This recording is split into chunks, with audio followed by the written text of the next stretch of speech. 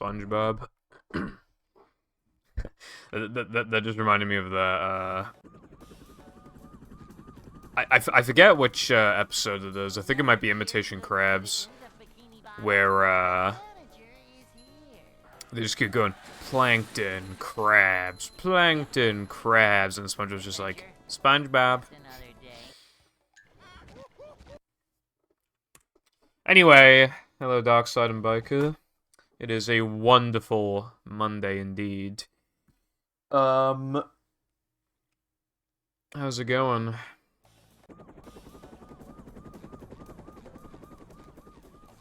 Never fear, good citizens of Bikini Bottom. The manager is here. I was a little bit late because, Adventure? Just another day. you know, I was, like, I realized it was, like, because I had a shit, and then I realized it was, like, 3:59. I was like, fuck, I'm gonna be, like, a minute late. And then I forgot that I had Fortnite open, so I had to close it. Then I realized I didn't have OBS open. Then I realized I didn't have a stream title. And I didn't, like, prep a live message ahead of time like I normally do. Like, I just was not prepared. Manager coming through.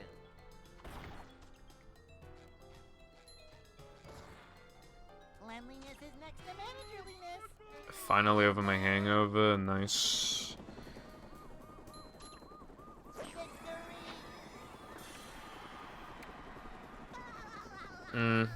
Yeah, I mean, sometimes something can be kind of AIDS, but then, like, you look, like, you know, because, like, you're suffering some consequences, for example.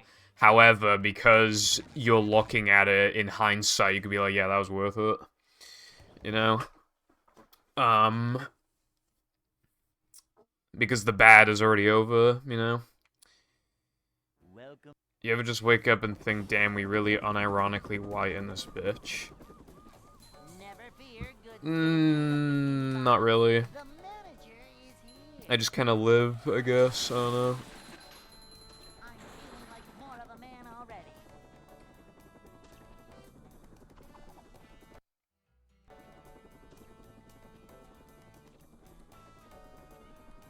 It's a short slide from manager to, well, not manager. A manager is always prepared.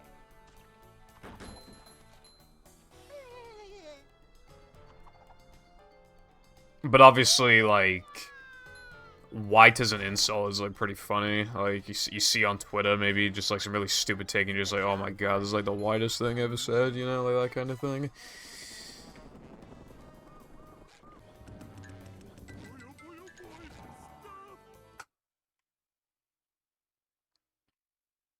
Yeah, the sprites are, yeah, and the cookie vanilla one was fucking bussin' too. Even by pure chance, had some chocolate milk to mix in with.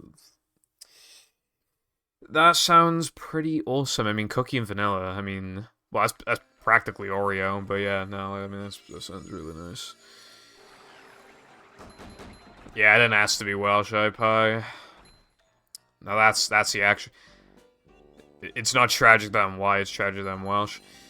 Also, hello, iPie, what is up? And hello, Brody, as well. Thank you for the good luck. Blue raspberry slushy, nice. Have me now, good was it, bro? Dude, slushies have kind of, like, gone up a lot in the UK over the past, like, several years. On vacation, there was a slushie for, like, £1.20 or something. And it was, like, one of the biggest slushies I've ever seen in my life, and it was really fucking good. Like, it was so massive, and the flavor was so strong, you genuinely have to wonder how they profit off of that thing. It was fucking enormous. Like, imagine, like, you get a slushie from some other place, and you get, like, 2 larges and put them in one, like, cup. Like, that is how big it was. It was literally, like, 2 larges. And it was for cheaper than a lot of places, like, mediums. It's fucking nuts. And it was strong as hell.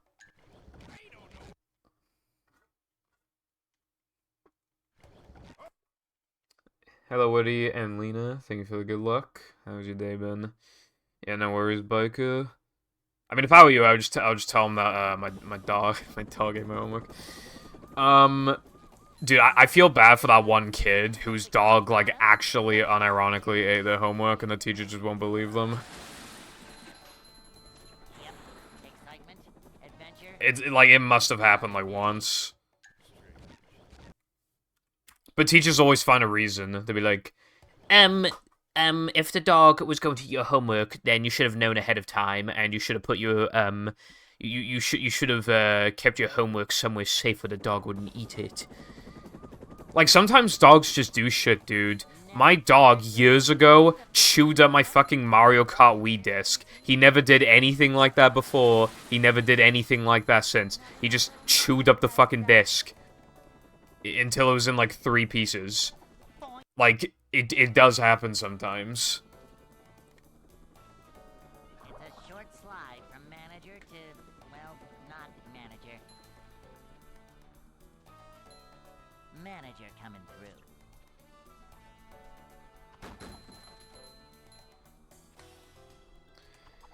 Well, Brody, the thing is that was, like, on vacation, though. Like, we don't have anything good, like, there was this place that was doing, like, back in the day, they had, like, medium slushy for, like, 90p, and it was amazing. But now, the large, well, actually, there is no size options anymore, there's just the one. It is, like, 70% of the old medium, and it's, like, £1.80, and it's definitely not as strong. I'm playing like shit right now.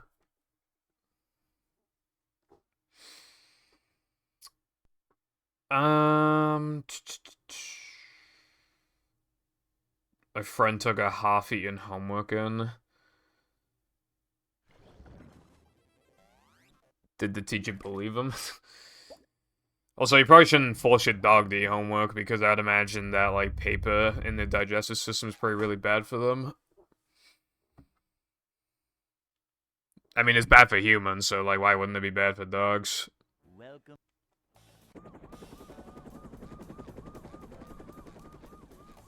Never fear, good citizens of We all have Bikini Bottom. microplastics. The manager is Like a here. boss.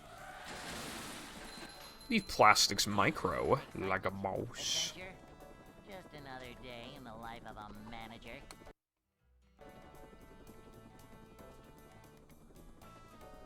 It's a short slide from manager to, Well, I mean, I feel like that could give you, like, digestive issues, though, so it's still, like, bad for you in that manager sense, coming through. I'd imagine. Also, like, I feel like the ink might also... I mean, maybe not, but I feel like possibly the ink This is a job for that's on the paper could be an issue. a manager is always prepared.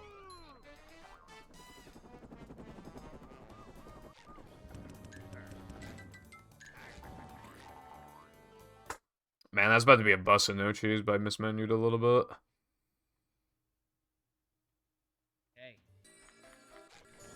Dude, what the fuck I'm... Bro. Anyway,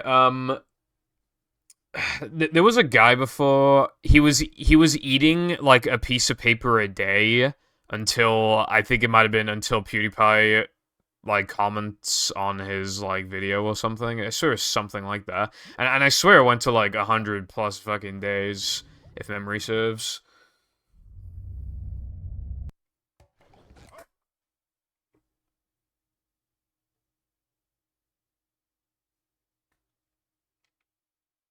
Welcome.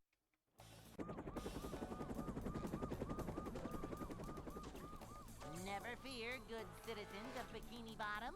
The manager is here. And now that just reminded me of another video that was, like... Adventure?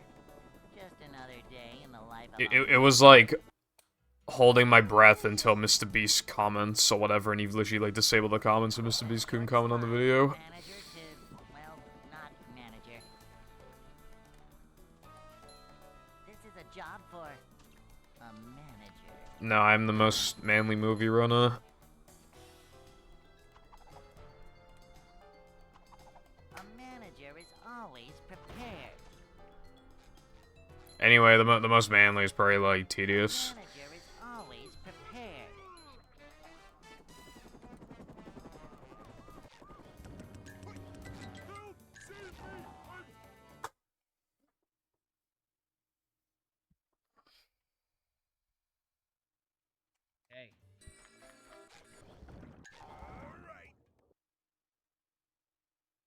Why am I getting bullied?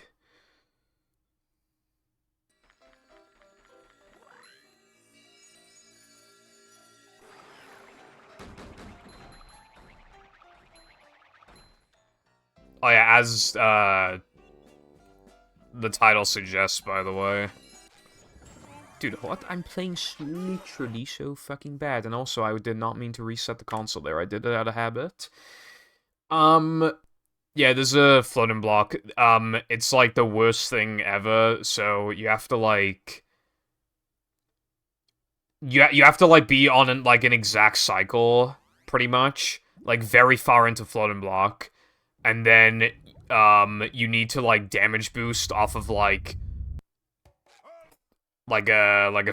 some spikes, but it can't be like the top spike. You're literally descending, so you need to like move into the spikes as you're falling, but it can't be the top spike because that sometimes gives you a bad angle. So it's got to be like the second or third spike out of like the four. No, yeah, no, I think it is three. Yeah, so it's got to be like the middle spike, even though you're descending and you can't even see the second spike properly. And then you gotta do the buffer inputs, and then you land right next to the token. So, anyway, I'm sure it can be made consistent if you grind it for like 500 billion hours. But I don't want to do it, but Sky's labbing it, so if Sky can find like more information or a better setup, then I'm just waiting on that.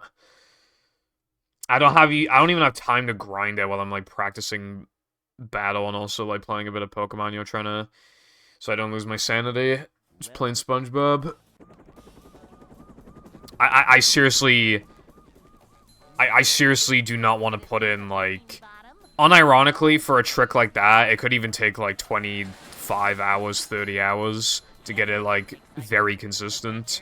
And I really don't want to put in that time. Like, you have no idea how many hours I've put into Rub-a-Dub Skip. I don't want to, like, basically do that again, you know what I mean? And, like, this takes even longer to practice. It takes, like, a fucking minute to practice. So it's like, you know.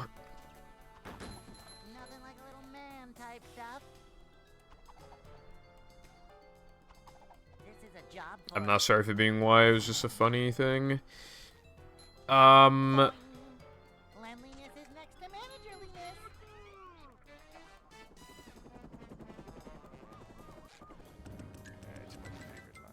Yeah, no, there's a lot of toxic components to it. If you miss it once, the run is dead because you lose, like, almost 30 seconds. If you miss a full rotation cycle, then it, like, breaks even, so you're just doing a really hard thing that breaks even.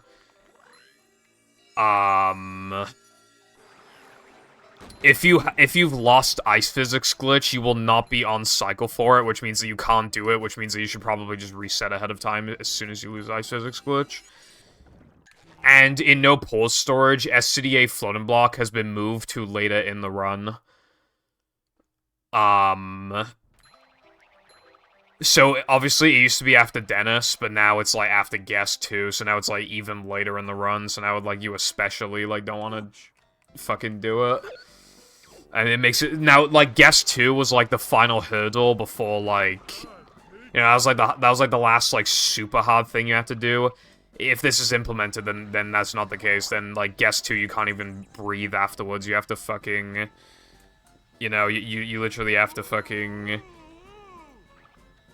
do something even harder, I would say. It's probably even harder than Guest Jumps. Like, even after, like, a grind, I reckon it'd be harder. Because of just how many things can go wrong, how much time it loses, how long it takes to even set it up. It's, like, it's a nightmare. SpongeBob.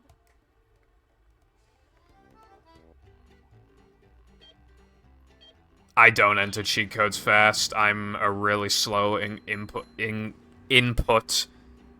code inputter, yes. Watch, like, a high-level battle cheat percent run where they have to put in, the spatula cheat code 8 times, and then they have to use the cruise control cheat and the bubble ball cheats. There's, like, 10 cheats. And just listen to how fast they input them. I actually do cheats really slow.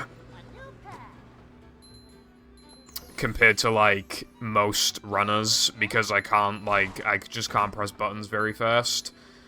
So, you know. Yeah.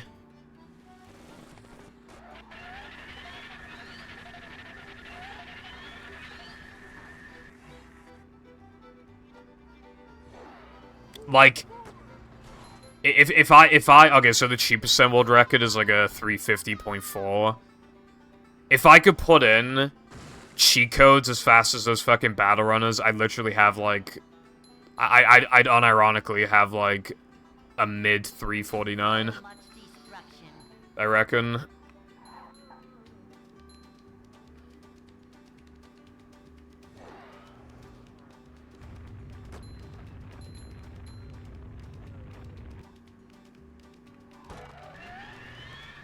Okay, thank you.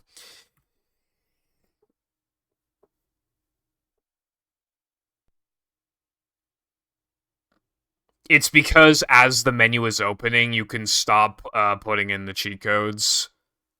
Because as far as the game is concerned, as soon as you press start, pretty much like only I think a few frames after you press start, when it begins opening, you can stop putting in the cheat codes. Welcome. Movies cheat codes are actually like really lenient compared to battles. You have more time. The way that it tracks it is if you take too long to do one input, then it fails you. But in movie, they give you like way more time than in battle. It's like you have like probably like twice the amount of time per input. Which is why sometimes I can press an input. Sometimes it takes me like 0.7, 0.8 to like put in one input, and it'll still like work.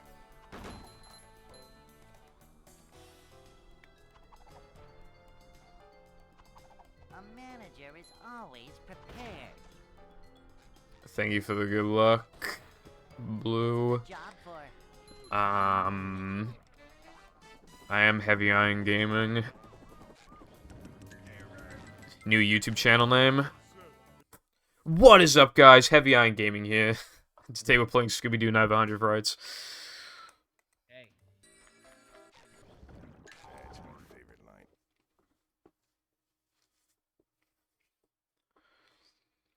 Movies menu fucking sucks dick, but it's like so good for speedrunning because of like, well, it allows us to lag and it just gives us more leniency with like doing shit.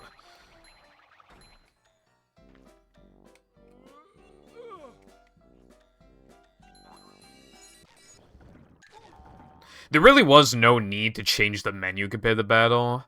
I mean, okay, I get why, like, it looks different, but I don't know, like, why it takes, like, a whole last second to open. I don't know, like, why they did that. It's just weird. This game has a lot of, like, small, weird changes, though. Like, for a game that loves ripping, like, loads of assets from battle, it's still changed a lot of, like, small things. Which is just strange. Maybe to make it feel more different from battle, I really don't know.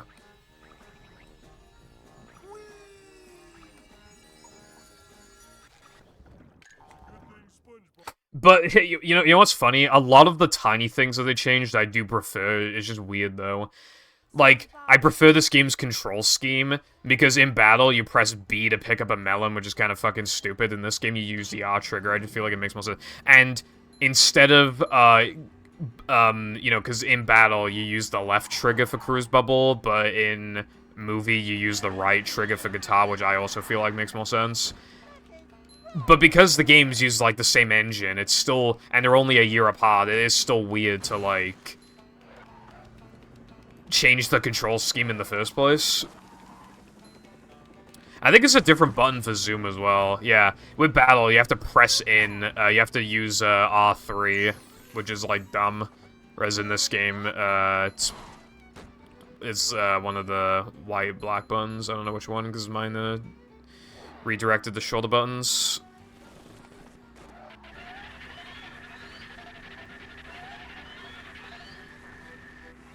The chocolate is flowing upwards, yeah, dark side. You know, because, I mean, somebody only pointed that out to me, like, a couple months ago, but ever since then, I think you're, like, the third person to bring it up.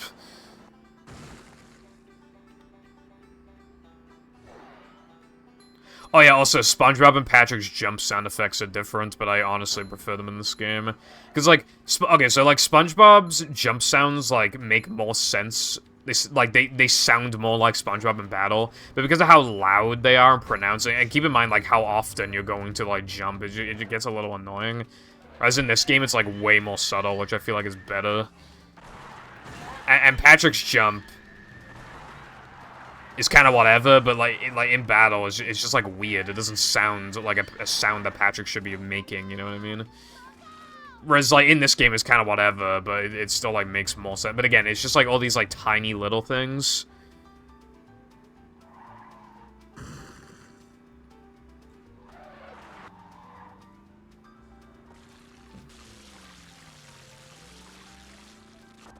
Yeah, in Pow Pow shooty games, they usually like you pressing L3 for sprint. But yeah, I've never really liked it, yeah. It's going up. There's the edge of town. Well, you know, when I was growing up, obviously, you know, I think a lot of people when growing up had to. But yeah, when you get into the keyboard and mouse experience, like, well, you know, I have a Series X. There's a reason why I just like don't play like Overwatch on Series X. Like, there's a good reason for that, other than the game being terrible.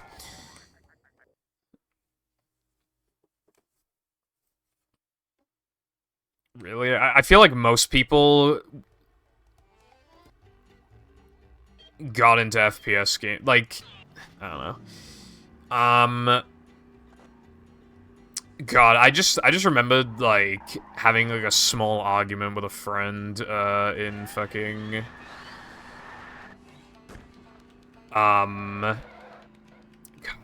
we were, like, 16. And then she tried to claim that, like, keyboard and mouse, like, in the long run was not, like, she tried to claim that with, like, first-person shooter games and stuff, that, like, you could be, like, just as good, like, on a controller, and it's, like, that's, like, the fact that they even have, like, what's that shit called? Aim assist? Like, the fact that they even have aim assist just kind of shows that it's just objectively not true, and they just don't have as wide of a range of, like, angles and precision that you can have in keyboard and mouse. And then she also, like, I try to explain to her, like, how, like, resolution works. And I try to tell her that, like, I like, a lower resolution, like, the pixels get stretched out more, and she, like, genuinely could not comprehend what the fuck I was talking about, so I just stopped talking.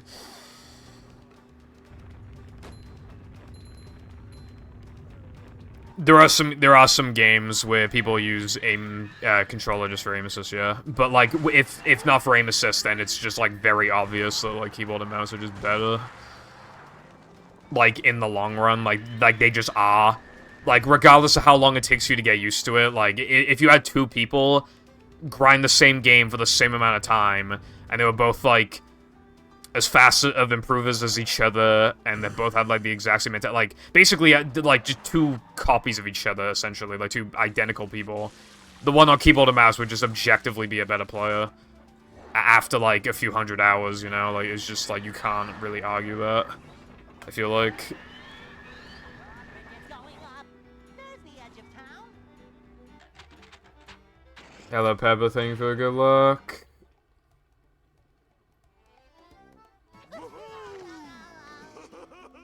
Keyboard sucks for, like, certain games. Like, there are games where controller's better, but, you know, FPS games, not really... You know... Like, I play Cuphead on keyboard, and honestly, like, it's not... I mean, I played the entire game like that, but, like, only because I didn't have a controller to plug into my PC, otherwise I would have used a controller. You know what I mean? Yeah, Pepper I saw. Although yeah, it's gonna be at like 10:30, so I don't have to worry about it. Like, I don't have to worry about it like playing during my stream or whatever. I haven't been watching because I don't want to get spoiled on like the hacks. These days, I like when I used to put them on Nintendo, I used to have to like load into them to make sure that they would work. But when it comes to now, because I'm on Dolphin, I literally just don't even test the hacks because I want to be as like spoiler free as possible. I want my exact reactions to everything. I don't want to have to be like, oh yeah, that happened, and when I saw that happen, I was like, wow, oh my god, like, no, I want my actual, like, first reactions. Because it makes it better, like, to watch me play. Sometimes that ends in disaster, though. If I knew what the terrible, awful, no-good level was like, I wouldn't have fucking played it. So sometimes it does bite you in the ass, but it's usually worth it to not, like, have that, to preserve that reaction to stream. I don't really like gyro controls, I'm not gonna lie.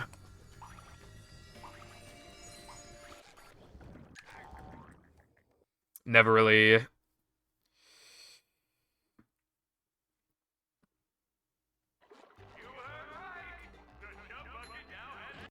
There are some games that are, like, fine, though, with the, but I tried it out in, like, Splatoon, like, 2 before, I think it was, and I didn't like it. Depends on the game, I suppose.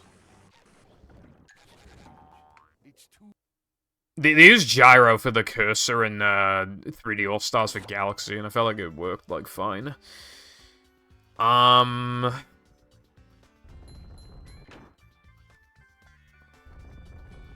Alright, speaking of keyboard and mouse, actually, the Simpsons Hit and Run, the runners, like, most people play on controller, but there are, like, some people that play on keyboard and mouse. Which is interesting.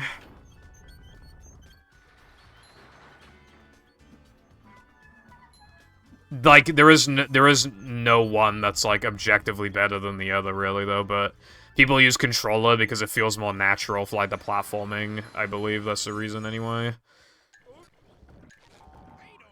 Hello, Mythic. Thank you for the good luck. If you saw the trick, you would understand. Let me tell you that. I have a button that turns on gyro. Gyro is emulating mouse pointer input as mouse. Yeah, that makes sense. I was wondering, like, how well, like, you know, how well would Galaxy perform, like, on... Well, not just play, like, as in, like, you know, full speed on that, but also, like, how would, like, how would the, touchscreen... Not touchscreen, how would the, thingy help? What's the fucking word? The fucking trackpad, yes.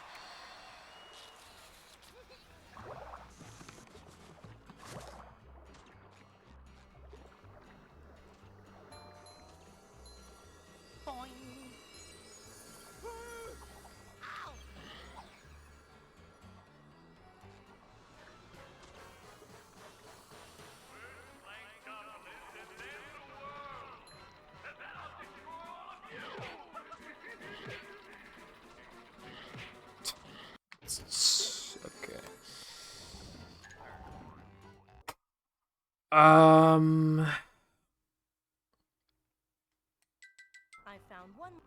I was just saying that, like, the Steam Deck has, like, a trackpad thingy.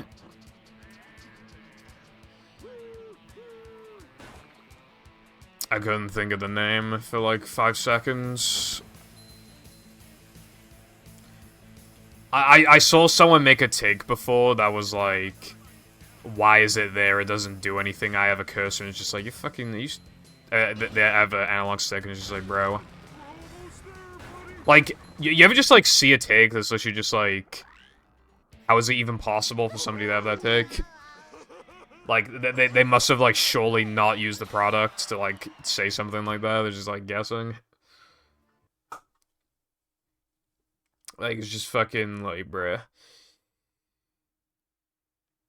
You have to get...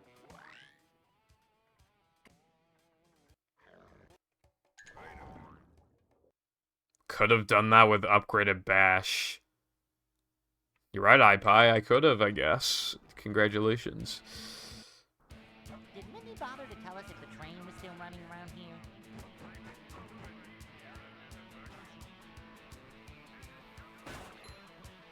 There were like only 2 times in an entire like 100% run where like upgraded Bash could like even theoretically have some sort of purpose. The one is BBBH combat and the other one is like the end of 3K and that's literally like it. But it'll never actually be done because like we upgrade health and spin because they're very like important. Spin is really fast for BBBH combat because you're deflecting spitters. So, like, you absolutely want that.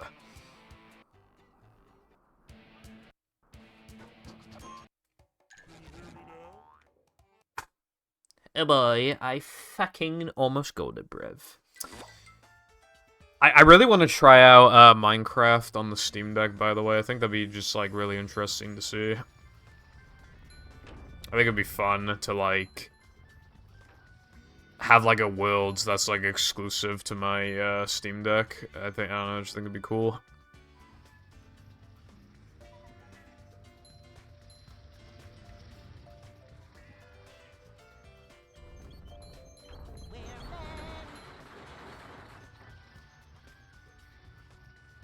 It'll just kind of remind me of, like, the Minecraft 360 days when I had, like, a bunch of worlds on there. They're pretty fun. It'd be like that kind of thing again, obviously, except it's, like, handheld. It'd be cool. It'd be fun.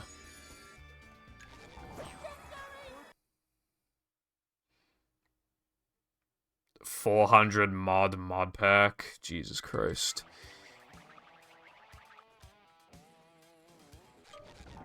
I mean, I've, like...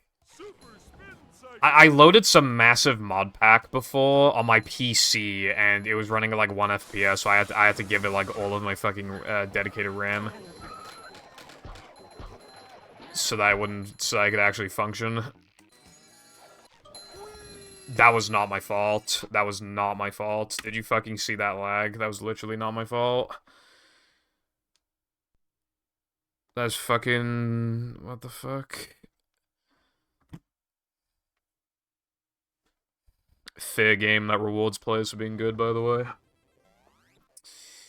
Buffers are free, by the way.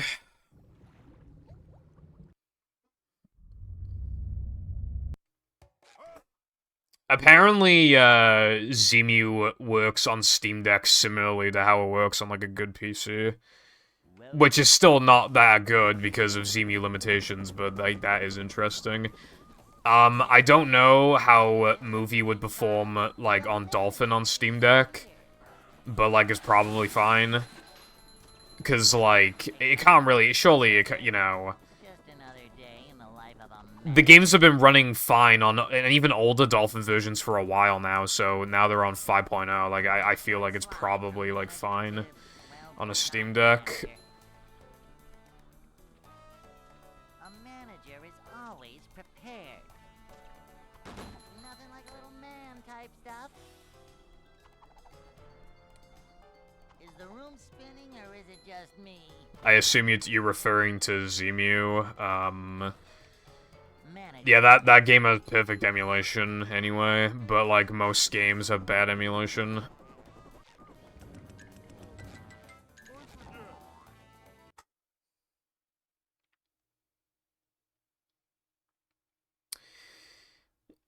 How did it run on PCSX2? Jet Set Radio Future on Xbox?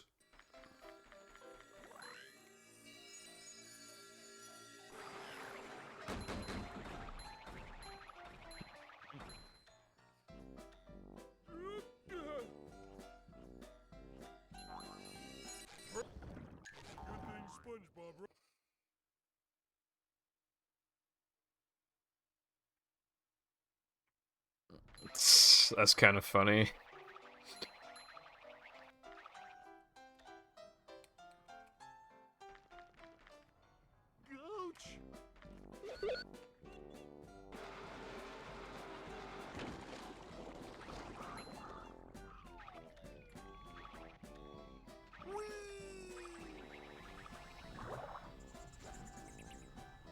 It's not that Steam Deck is weak, it's that, like, emulators are not made with, like, with those exact specs in mind. That's the problem with emulation.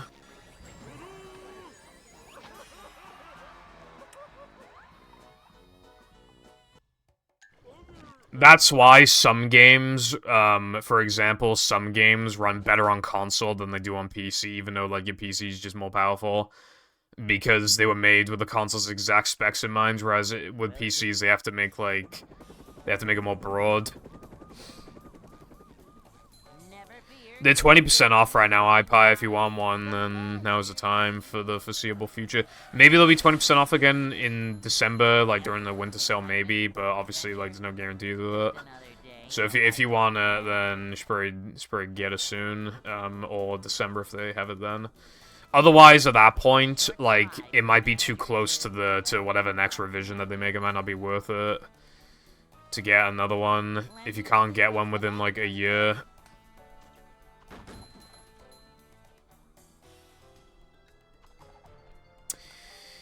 It'd be kind of nice if, PCSX2 emulation were, like, better, but at the end of the day, like, even if it's, you know, for this game, you can still play, like, Dolphin, so it's, like, fine.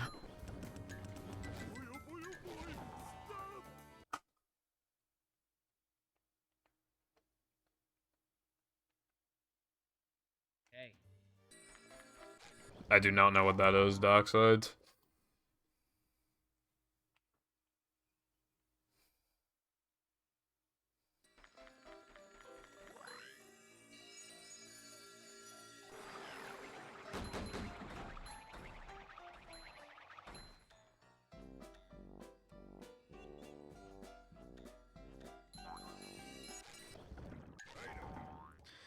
I try to update Dolphin, and it gave me, like, a fucking error for some reason.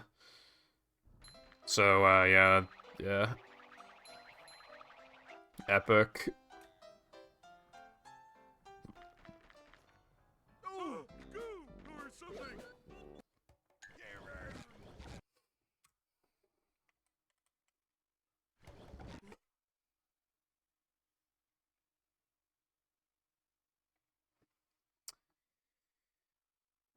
Yeah, it's like... So many people had the game on a GameCube as kids, which is really goddamn annoying, because obviously then that's just inevitably the one that they're gonna review for the YouTube channel while they call the game fucking bad, and it's like... Yeah, but, like, there's 2 other versions where, like, half the levels on 30 fucking FPS. Like... Yeah, it's so unfortunate, man. It looks disgusting, it feels horrible. Like, the sounds are compressed as fuck, too. You can infinite load, like, it's just a fucking bad version. I would argue that the PS2 version of movie is better. Its bloom is, like, really aggressive, and it has even longer loads, but I would genuinely call it better than the GameCube version. This is a job for a manager.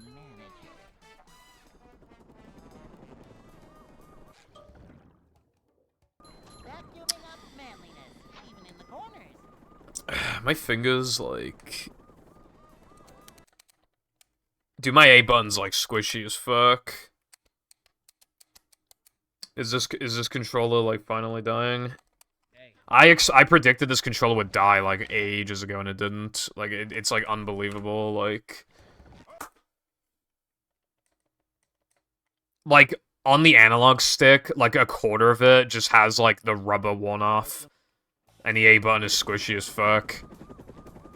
And this somehow is not dead, and I've been using it for, like, movie and battle. Over, like, a long period of time. Dude, you know one thing that sucks? Rub-it-up skip, like, actually fucks your controller up. I went from having no issues with my controller to the rubber being, like, just completely torn off, and then I had to use a different controller. This controller was brand new. You know how long it's been? A year. It's been a year. And the rubber is wearing off, and the A button feels horrible. And I've replaced this A button before. This controller would have died much sooner, but I I opened up the controller, I cleared off any, like, gunk or whatever, and then I replaced, like, the rubber pad. So, this controller would have died, like, 4 months ago. Luckily, I have, like, 4 controllers on standby after this one dies, and one of them is, like, basically brand new. Well, dude, okay, so it's not brand new, but it feels amazing. Like, the sticks are amazing. The buttons, the A button is a tiny bit warm, but it's, like, pretty good, and the rest of the buttons are amazing. The D-pad feels really bad, and 360 D-pads feel terrible anyway. No. Like, you don't understand, right? This 360 D-pad feels like it's had loads of hours put into it, which is really weird because the rest of it is completely fine. This D-pad in particular doesn't register inputs a lot of the time, and it feels even more squishy. So, yeah, it's weird, but I never need it anyway. Welcome.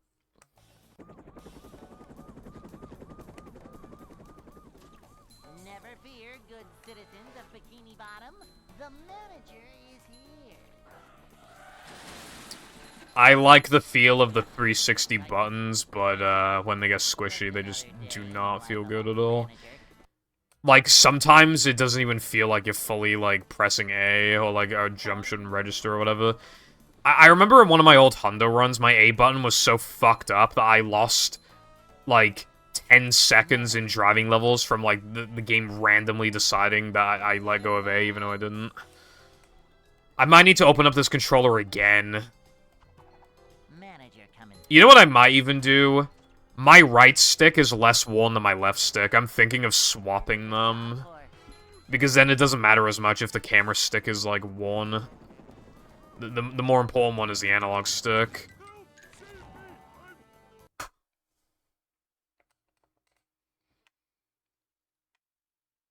GameCube.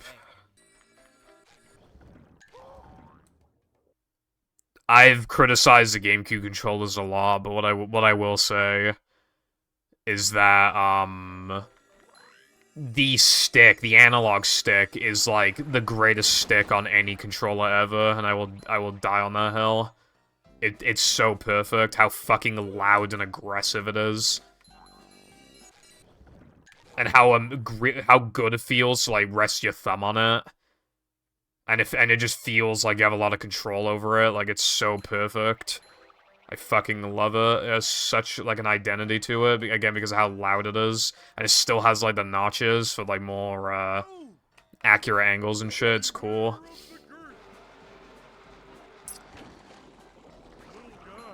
However, everything else about the controller I do not like. But they really knocked it out of the park with the stick. The stick is perfect.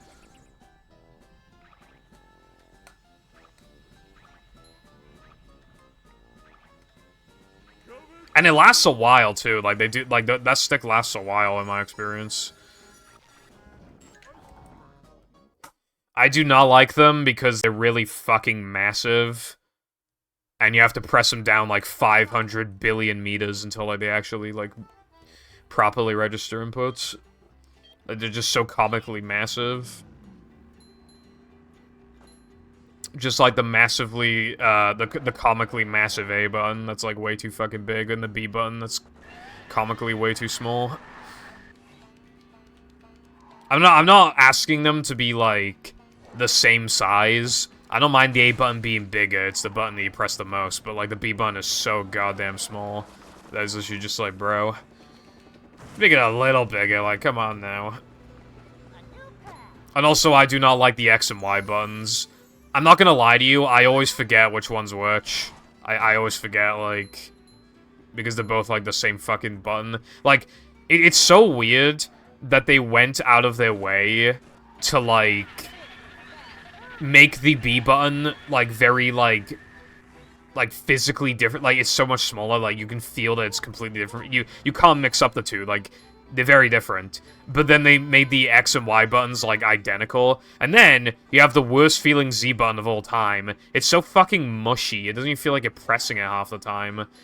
And it's just, like, it's just not a proper button, it's just, like, a thing. It's just a thing that you put a force on. I can't even call it a button, it just fucking sucks. And that stop button is tiny, bro. It's so tiny. And oh my god, do not get me started on the fucking D-pad. One of the worst D-pads in history, bro.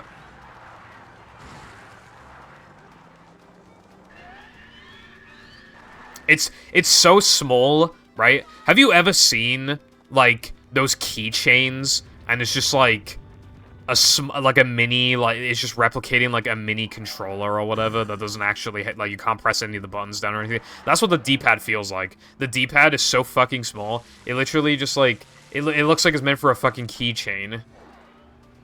And it doesn't feel good either. It's so useless. It's like, who's gonna use this? It's so bad.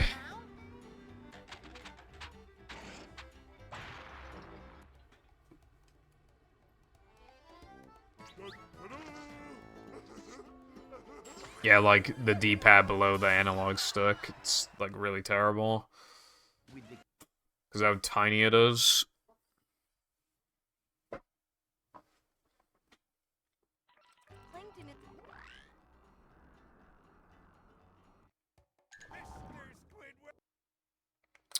Like, the only game where I actually, like, don't hate the D-pad is for Mario Kart Wii. Because basically, wheelie is D-pad up, and the stick is so close to D-pad up, like, they're right next to each other, so you can really quickly wheelie.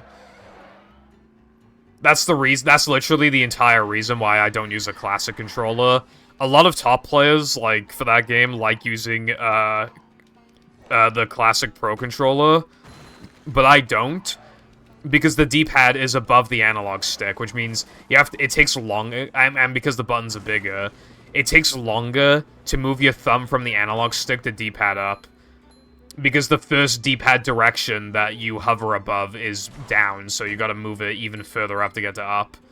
Which is just, like, it just, I don't know, like, I feel like at that point it's just like... Yeah. I think, like, every, like, controller with an analog stick has a D-pad, doesn't it? I feel like.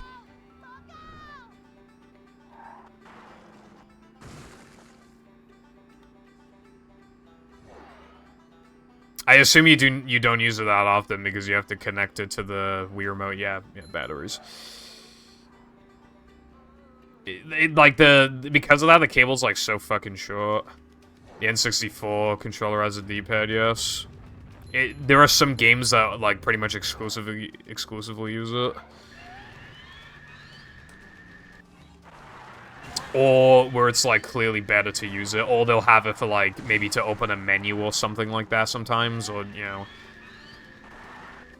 Although there are also a lot of games where it's completely useless as well. The N64 controller was weird like that. If you pretend that the N64 stick doesn't die in, like, 1 second from overuse and feel really, like, gritty and shit, if you just pretend that that isn't a problem, I don't think the controller's that bad.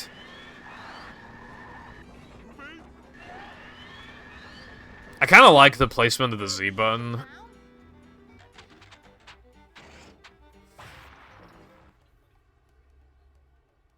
Hello, L. Chip Enjoyer. What is that? I use Hori as well, but... well, that has the same problem as the GameCube controller, actually, where the D-pad is, like, the worst thing in the entire world.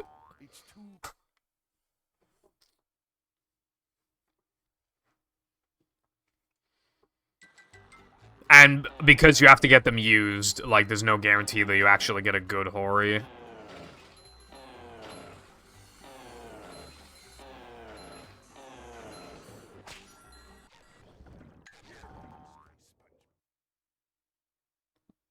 There are, again, like I said, there are N64 games that pretty much exclusively use the D-pad. Or where using a D-pad is just advantageous. This is a very specific example, but I'm still gonna say it anyway. And I learned this from Careful. If you run Glover You have the option of analog stick or D-pad. The D-pad is better because when Glover turns, he keeps more of his speed when he turns. So it is just better to use D-pad in that game for runs.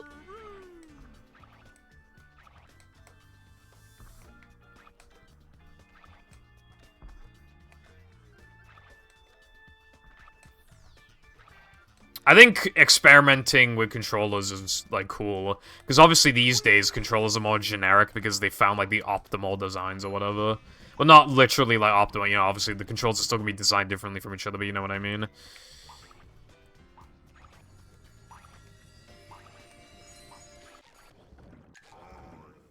Getting into the game is kind of hard. When you're at, like, the intermediate level, like, you get pretty used to it, but then when you get to top level, it's pretty hard again.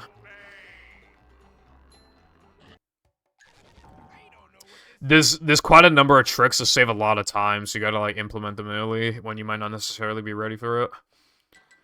But, like, if it were easy, I would have, like, already met all my goal times, like, a very, very long time ago. There's a reason why I have, like, 11,000 attempts. 11,000 attempts in no pole storage alone. 9,000 in no major glitches. Like, 3,000 in all extras and 100%. And I think I have, like, 2,000 or something in all tokens. And in this category, I have 1,100, you know? Like, there's always, like, something... There's always something to struggle with. Again, otherwise I just would have been done with my goals, like, a long time ago. I'm sure there are harder games out there, but there's also easier games out there, so... You know?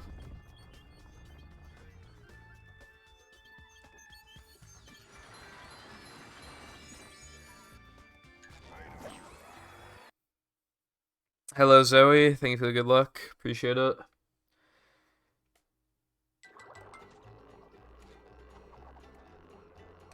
There's, like, a lot of tricks that are just not done because, like, they're just not RTA viable, but some of them are just absolutely insane.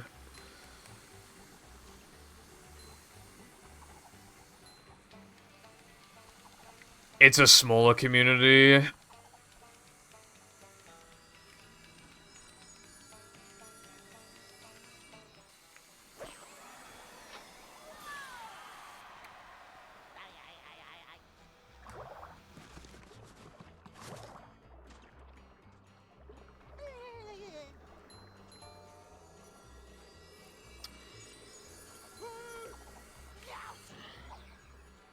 Unironic, I feel like the hardest trick in the game might be SCDA fast corkscrew potentially.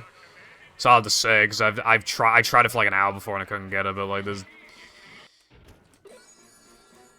there's also like a good chunk of tricks I've never even tried before because the NTSC Xbox Paddy Wagon like physically can't do them. Did Mindy bother to tell us if the train was still running around here? Dusty. Yeah, there's one for SCDA and it's like fucking TAS. It's like it's practically luck if you get it. I mean, it's so ridiculously fucking precise, and we have no idea, like, what sort of angles you want to be holding to get it and stuff. Like, it's been done RTA, like, once, I think, but there's no recording of it or anything. We need video proof so that we can see, like, what kind of angles that they were using and shit. And then maybe then we could start copying it, potentially.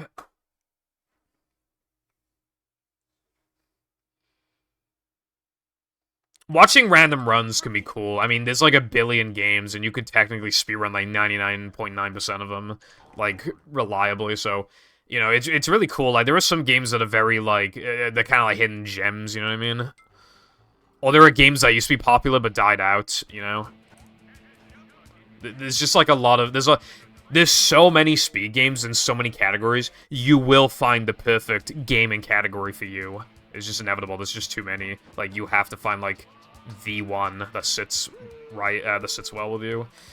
Not this game, though. This game is terrible, as shown just then by missing Rubber Skip.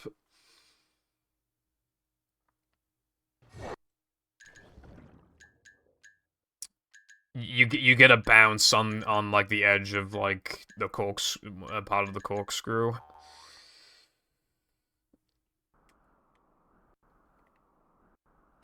Did Mindy bother to tell us if the train was still running around here?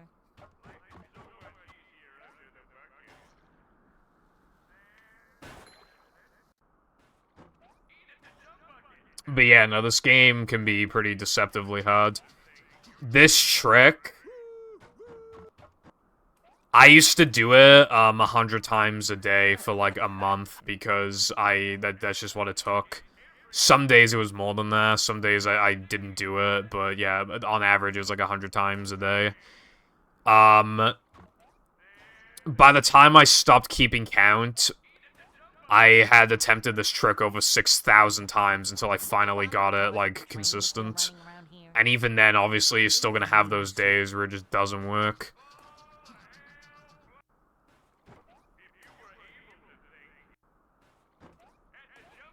Bridge jump is for all tokens and 100%. It's if you have to go around the long way. You know, hitting the targets so that you can set up the ring challenge, basically. I can show her in a second. By the way, Patrick, when was the last...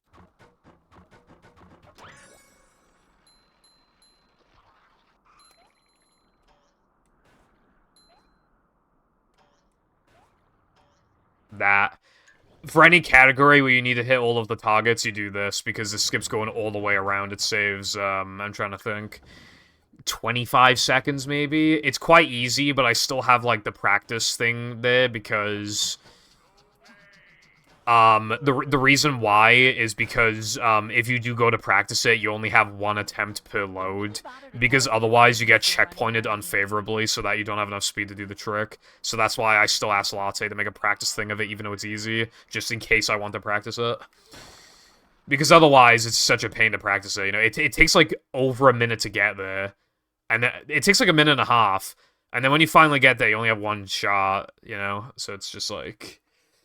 It was better to have a practice mod of it.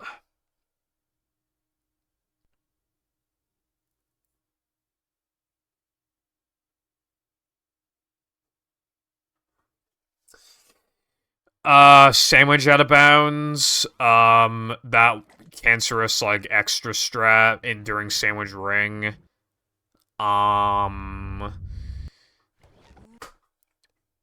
For I mean, obviously you just saw the ones for rubber dub. BBBH combat practice. Where you can, like, set what wave you want to do, which is really cool. Weenie for weenie out of bounds. Rock slide for both, super jumps. But that's not very, like... That's for if we ever, like, move the hard drive or whatever, you know? Because otherwise I'm just gonna buffer them. Now that we're men, there's, Quick Chris, Spewer Boost, and... What's the other one? Oh yeah, now that we're in combat practice. A manager is always prepared.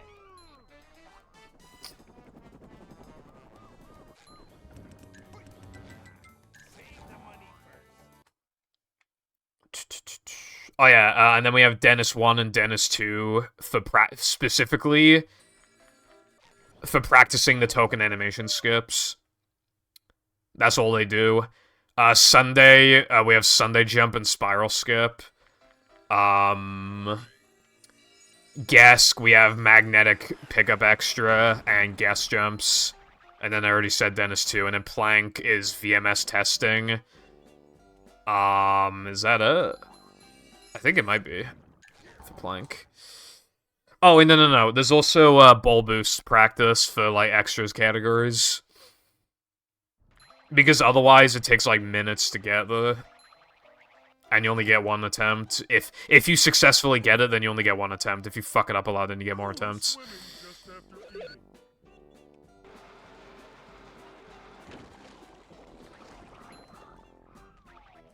I remember beating Cuphead, like, killing the devil, like, I was in a VC, but I muted myself and I was, like, screen sharing. And I remember, like, finally killing the devil. It took me forever. We can't because it's, hard-coded. We can't do shit with that. Also, I don't really care for Cuphead runs on, at least, like, older Cuphead runs, because, like, they do the... I kind of hate... When, like, this is extremely specific, but I kind of hate when games have that glitch where swapping weapons, like, multiplies your damage. I kind of hate that, because then it's just, like, mashing the speedrun. Welcome. So true, Lena. Never fear, good citizens of Bikini Bottom. The manager is here. Yep. Excitement, adventure. Just another day in the life of a manager. Yeah, I know it's been patched since, but I have no idea, like... Well, not manager. You know, I've barely seen runs like post-patch, so I don't know if it's like a dead speed game, I don't know if it's like alive and thriving, I don't know if they found any other cool stuff. If it, you know, if there's like world record competition, I have no idea. Top 3 cereal. Let me just say them in like no particular order so I can think about it more. Lucky Charms, American Oreo cereal specifically, and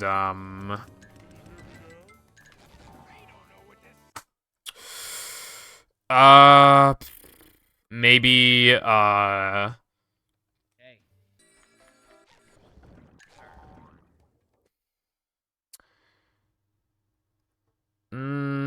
Captain Crunch, maybe?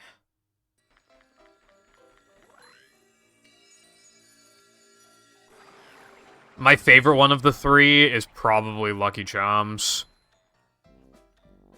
How have you never heard of Lucky Charms, bro? I'm about to send you death threats.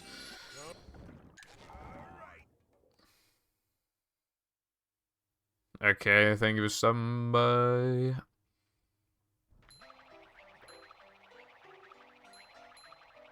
Oh, I thought you said I've never heard of any of those. My bad. Yeah, no, don't bother with the UK Oreo cereal. It genuinely is not good. So, compared to the American one, the texture is worse. The taste, it hardly tastes of anything. There's nowhere near as much sugar on or anything. And they've replaced some of the Oreo cereal with, like, these weird, like, white things that don't taste of anything. It's to show, like... Oh, it's like the cream in the middle of the Oreo cookies, but it genuinely is not good. Why did I thought my drink was over there. I accidentally touched my PS3. Anyway, the American Oreo cereal is amazing. As for Lucky Charms, we do have a knockoff over here that tastes almost the same, which is Marshmallow Mateys, I think it's called.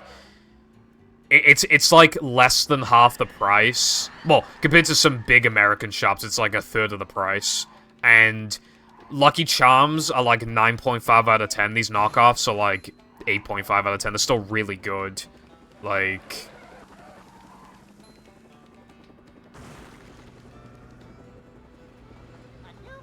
I was calling the actual hard parts of the Oreo like a fucking cookie to make it as easy to understand as possible while I was describing it. I don't literally think it's a cookie.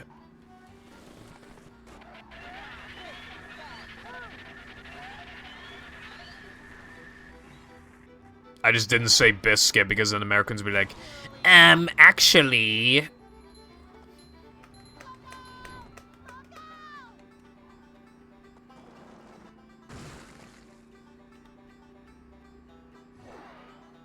Hello, Tara.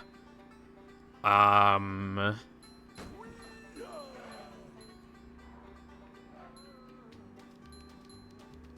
am doing okay, thank you. What about you? I have to let you know, though, that yesterday I was playing Pokemon Platinum, and there were, like, 3 trainers in a row that had, like, Shellos, and I had to kill them all. So I'm sorry about that.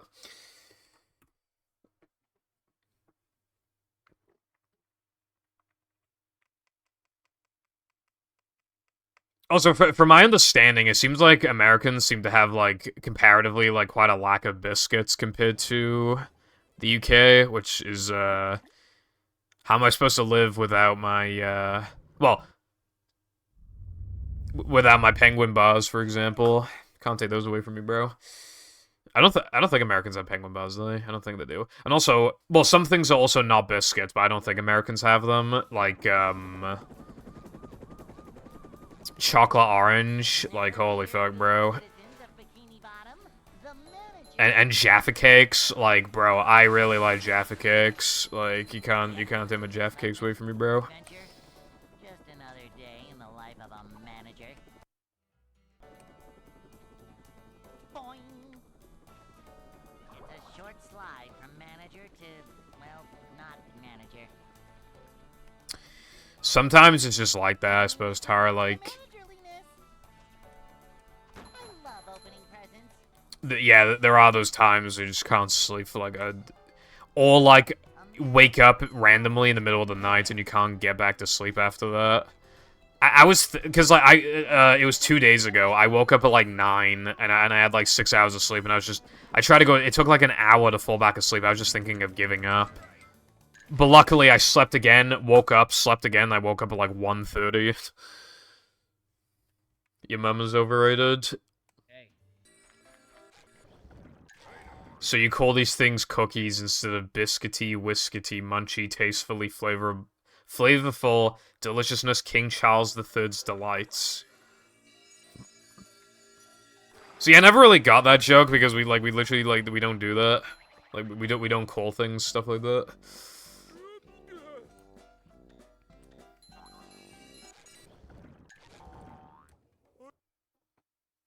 Thank you, iPie. I should have, like, 50,000 viewers, TBH. You gotta be careful when you're a big streamer or YouTuber, though, because if you say, like, anything without thinking about it first, it could easily be used against you. Purple Foundation, did you know that, 3 hours and 22 minutes and 5 seconds into the fucking stream, you said, I don't know, what did I say?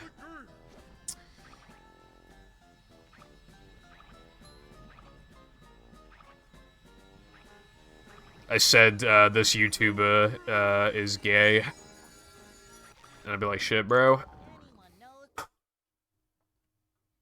Thank you, Zoe. SpongeBob. School does suck, yeah.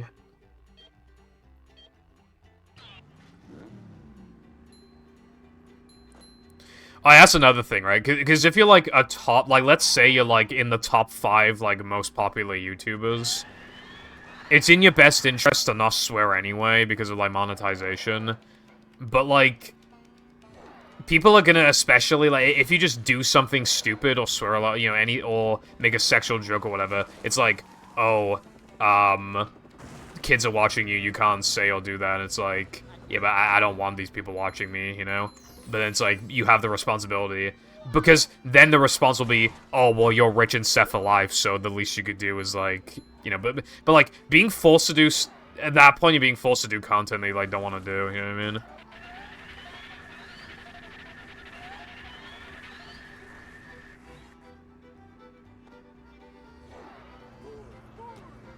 That'd be considered a slur in 5 years, Lena.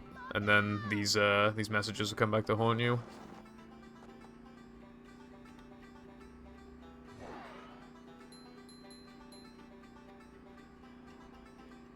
Oh, yeah. I mean... You could easily see somebody say... Luckily, we don't really have that kind of community. But as you can imagine, we have accidentally, like... Just from being SpongeBob, we have accidentally, like... There's been a lot of kids, like, just stupid people and or dumb little kids that have just, like, tried to get in, you know?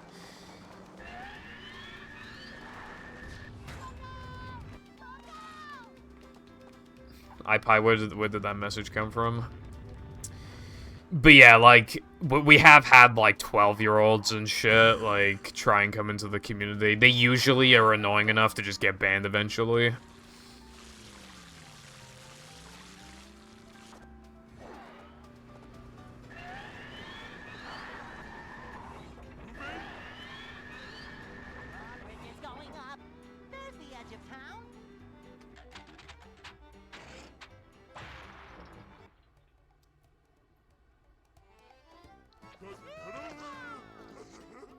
But it could be worse.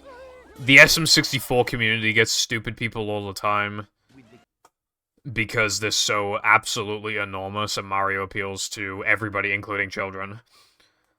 They'll like these days, because speedrunning is more popular compared to when I got into it.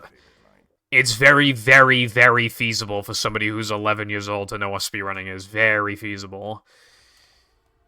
So, be like, there's some kid in the...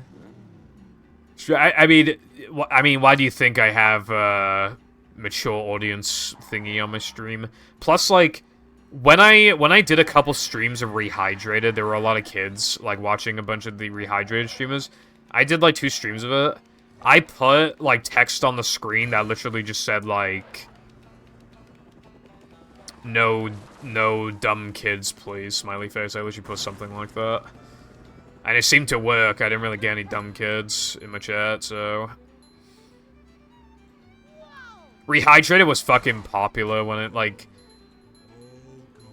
On both of my... On the first stream especially, like, I peaked at, like, 70 viewers or something. Whereas with Cosmic Shig, like, it feels like nobody cared after, like, the first couple days.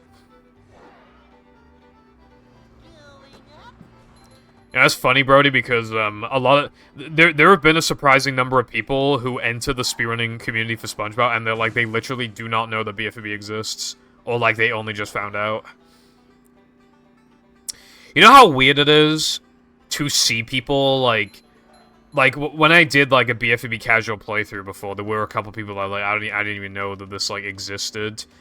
Do you have any idea how weird it feels to, like, play that game as a kid a million times, know where everything is, like, just know everything about the game, and then to have people in the community that have just never played it casually, and thus they... Like, okay. In current Battle Any %, right? In current Battle Any %, they don't do JF2, so JF Cave, Spolk Mountain, King Jellyfish, all that's not there. So... there are people in the community who unironically just do not know what the second half of Jellyfish Fields looks like. And that to me is just like, bro. Like, that is so bizarre.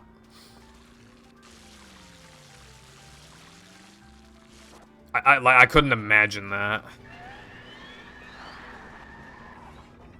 I wouldn't really want to, like, get into a run of a game unless I, like, played it casually first, I feel like. Welcome back. Do yourself a favor and play the original at some point.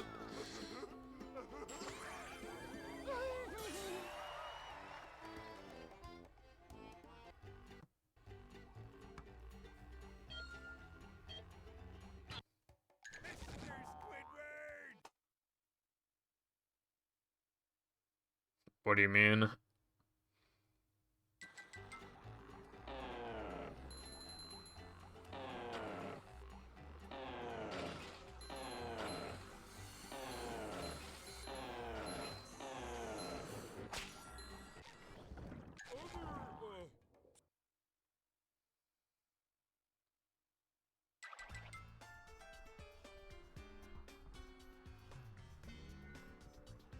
Okay, well, yeah, I know about that aspect, but I can't imagine, like, it would affect you that severely as somebody who doesn't have, like, a top-level time or whatever. I feel like that sort of thing only really kicks in once you, like, really start grinding a game. I mean, put it like this, right? Before it's... I don't know what your plans are with that game, but before it's too late, I feel like you should at least give it a try, because there really will be a time in the future where you just cannot play it casually. Whereas I feel like now, there's at least, like, some chance of you being able to play it casually.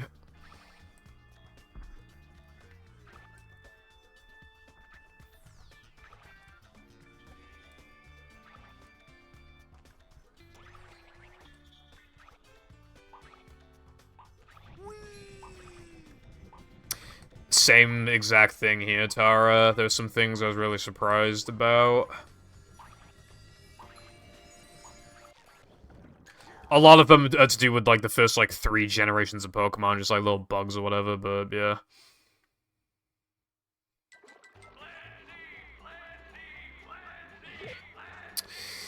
Okay.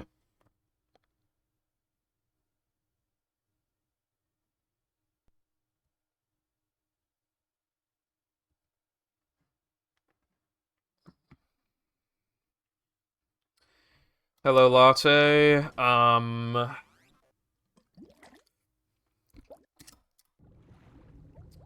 it going? Yeah, I can imagine that because I feel like that would get you to think about like level design and stuff a lot.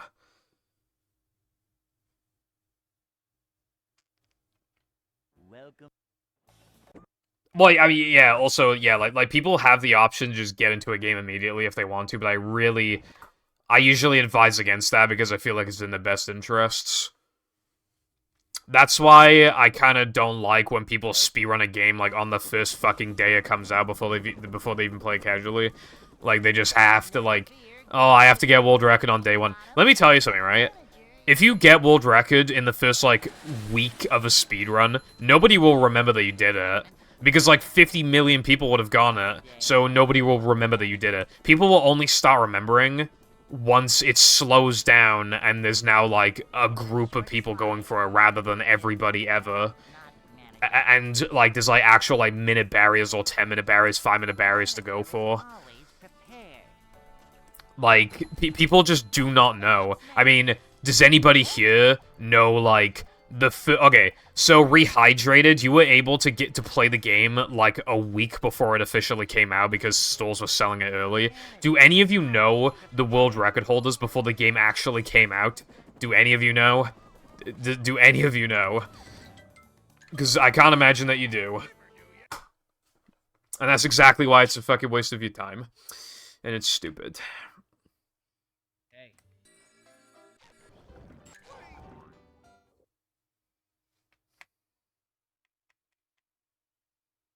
I can't play movie casually, like, properly, but I do have a sub-goal to play it casually.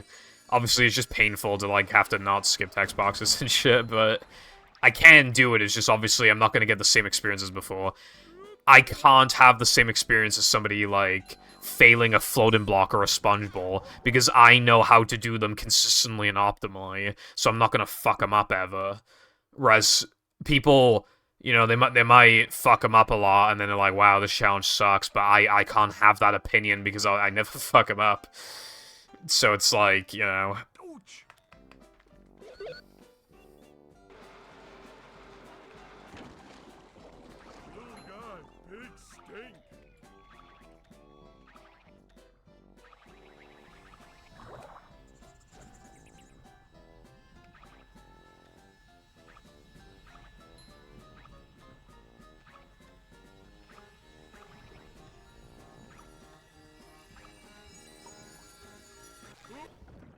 It is really funny that the load times in this game are worse than battles, even though, like, you know, at this point they'd have more experience with the engine and optimization, and also, like, the game size is literally smaller than battle. But, like, it's the load times are... I mean, they're not that long, you know, it's not like bad, but it's still, like, it's kind of funny.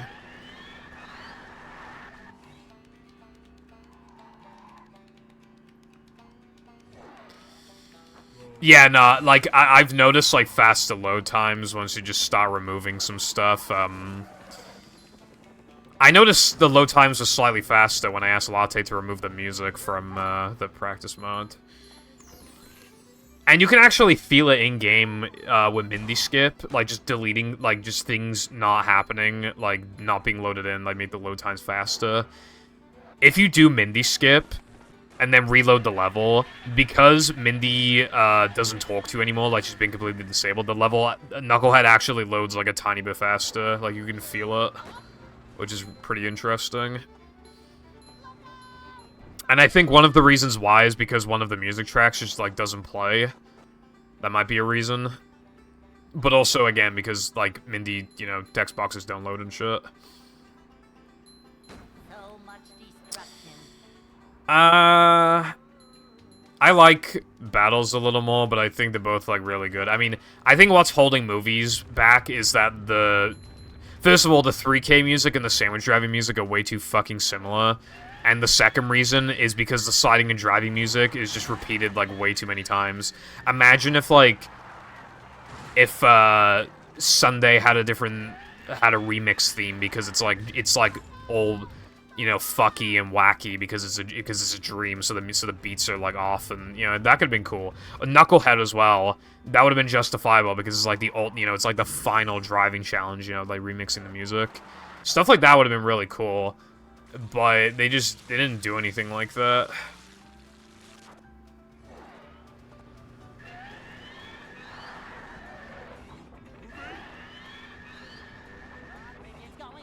So, like, tracks are just more repeated, which is just kind of... But if it weren't for that, then yeah, I'd say I would prefer it overall. But obviously, I think they both have, like, really solid tracks. Also, my favorite track of both games is Industrial Park, so... You know. Also... Hello, Curtis. What is up, bruv? So yeah, like, so, also, yeah, that's another reason why, Battle's music is just, like, a little better in my opinion as well, because... Not only does it have my favorite track, but the worst track in Battle is probably Kelp Caves, and I still think that that's better than Movie's worst track, which is Dennis 2, which is so, like, nothing that, like, I always forget that there's even a track there. So, like, it has the highest high, and doesn't even have the lowest low. So I feel like it's just more rounded in that regard. Although Sand Mountain having the same music as the hub is lame as fuck. But obviously, it's not a huge deal. You don't spend that much time in that area.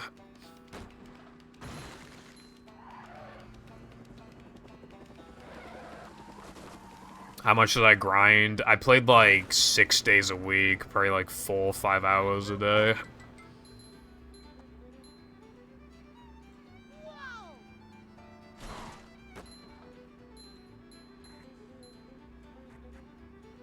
Yeah, I'd usually only take, like, a day off. During my grind, the most number of days I took off was 4, and that was only because I went on a school trip for like, 3 days. Otherwise, like, I wouldn't have taken that much time off. So, like, actually, the most days I took off, I think, was, like, 2 in a row. I think that was after the 130, like, 10. I think No. The day after, I got 133, I mean, like, 133.10, I think it was. And then I got 133.08, and I was just like, okay, I have, like, no time saves anymore, I gotta, like, add some shit. So I think I took, like, a couple days off to add stuff. I felt so proud of myself back then. I remember when I got, like, 130, like, 2, Chris put it in news, which I thought was, like, really cool. Because I was like the first person since Chris's dominance who could, like, actually, like, get the world record. Well, then Tedious quickly followed, but yeah, I was like, at that point in time, Tedious wasn't playing, so I was like the candidate. Chris wasn't playing and Tedious wasn't playing at that point.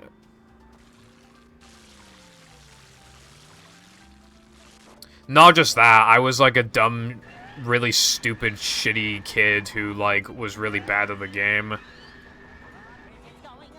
Like, we had a category called Power Percent, which is just, like, playing the category, but with cheats. And, like, literally the only reason why I played it was so that you could do Creek for free, because you could, like, throw foggers at the Creek buttons, because I didn't want to do Chocolate Creek. That's the only reason why I played the category.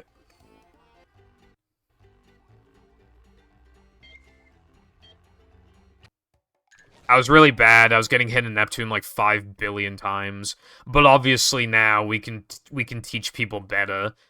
We have much better tutorials, and some old strats don't even exist anymore that were kind of cringe, or like we actually understand how they work now, or they've been obsoleted, you know, just like things like that. And it's a mental thing too. Because you know that, like, 130 is not, like, the limit, and rather the limit is, like, 119 at the moment, like, it just helps you mentally, like, oh, I'm this far away from world record, there's, like, loads of time saves I can look for, like, that kind of thing.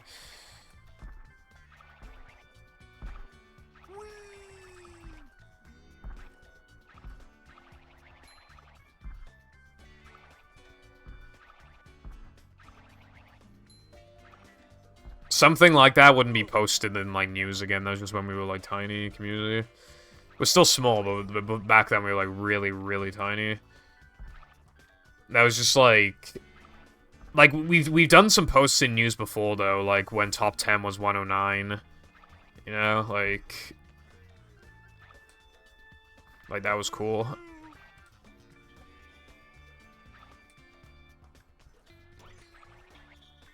Watsup and Chris had tutorials, but they were both bad tutorials. Especially Watsup's because of how old it was. And again, it just goes to show how different the standards were. Watsup made the tutorial when the world record was like 148. He literally didn't teach 3 meter because it said it was too hard to like didn't even, so he wasn't even gonna bother like teaching people how to do it. That's how different the standards were back then.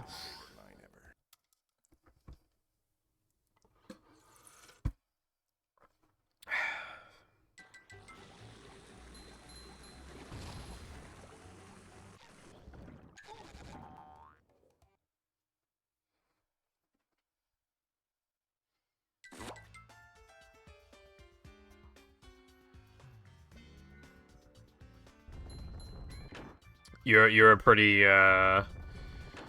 recent addition then to the movie community. Obviously, like, this game has had like a very long history. And it's funny, like, the number of times like we thought that we had like the game figured out just for like something big to happen, like Rub-a-Dub Skip, but on a bigger scale, also Poor Storage and Mindy Skip, or even just like when we found out that like 360 had faster loads, or that PAL had slower loads, or that PAL's paddy wagon physics were different and things like that. Just every step of the way, it just makes you realize that we don't actually know shit about this game. Even now, I bet you there are still people who would tell you now, oh yeah, we have this game, like, figured out. Okay, well, if we have this game figured out, then how can we still know, like, nothing about bowl storage? Also, I literally pressed A, bro. Like, bro. But yeah, like that on its own shows that is just BS. We don't actually know as much about this game as we think that we do.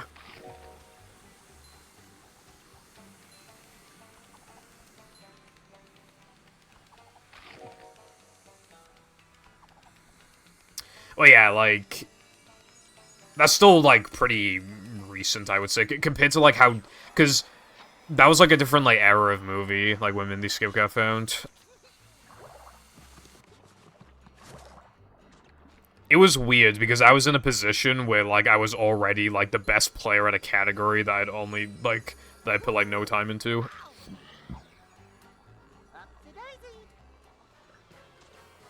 I didn't have to go through that entire grind like I did before with all the 90%, you know, when no Poor Storage is 90%. It's like, fuck, it was weird. Because I literally got world record on my first attempt. Oh my god, I hate this game so much.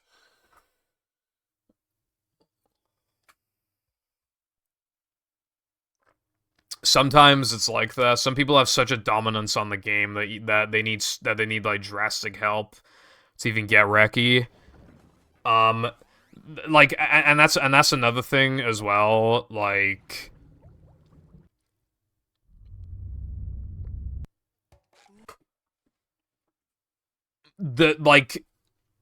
it's easier for like other people to get world record compared to the world record holder, because like by the time they even get to your level, they also have additional like strats that you didn't have back then.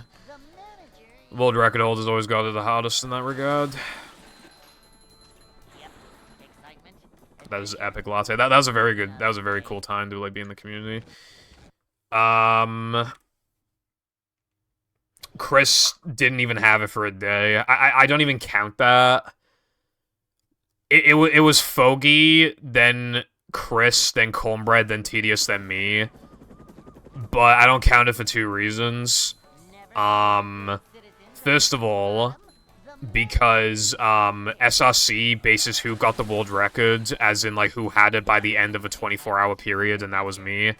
And second, if I were like awake, I would have had the world record anyway. Like this might sound mean, but like all the people who had it for like a very brief moment, I was asleep. I couldn't play the damn game. Like, yeah, they had like, I would have, like, they wouldn't have had it. They only had it because I was asleep, basically, because like they're at a lower level than me.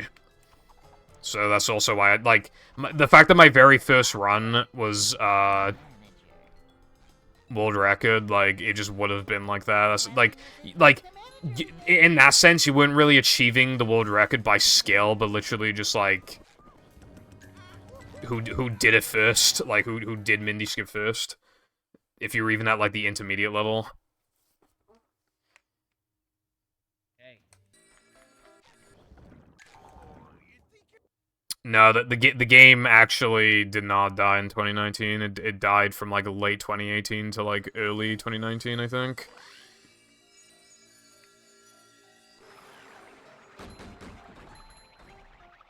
But then it had a big because a lot of players came into the community in 2019 and did runs, and a lot of stuff got found. That's the reason why I even came back in the first place. The Discovery, the NTSC, and OG were, like, really good versions of the game. And other stuff like Bounceless and Guitar Glide Clip, like, there's a reason why I came back. Also, sorry to hear that, Shrimp.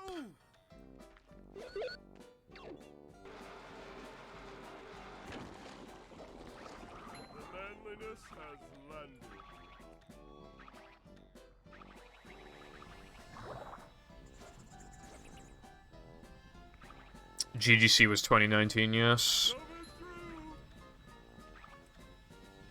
I don't know when exactly in 2019, but it was definitely 2019.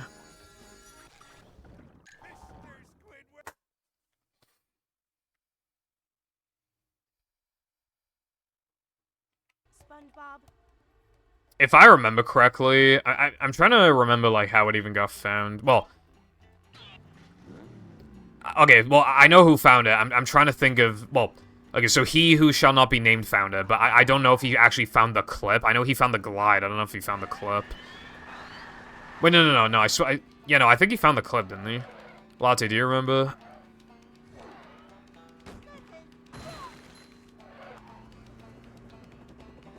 If you, still here.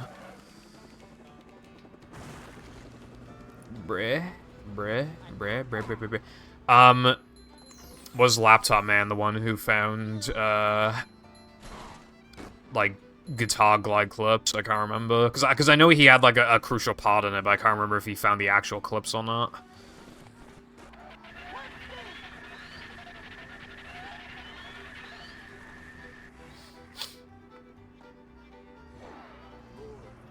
Okay, I know he had some contribution, but I seriously cannot remember, like, what exactly he did. He also found pole storage, by the way. Like, I never really bring him up, but, like, it pisses me off so much that he's, like, an amazing strat hunter. It actually pisses me off. Because I'm such a bad strat hunter, and I've had like 1 billion hours in this game. Hello, Clicks. Thank you for the good fucking luck. I'm not Weed Smonker. Do you remember that was when that was a meme, when people would say, like, smonk? Yeah, Brody. That was meant for my dad thing is, like, a really, really, really old thing from, like, 2018 that is, like, so fucking fucked that I don't even want to say it.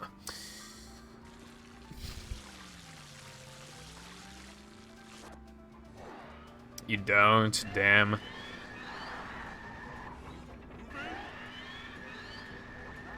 going up. There's the edge of town.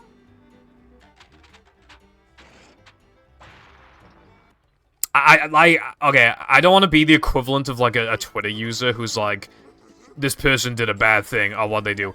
You don't want to know. Trust me. But, like, seriously now. Just move along. Alright? It's bad. Plankton.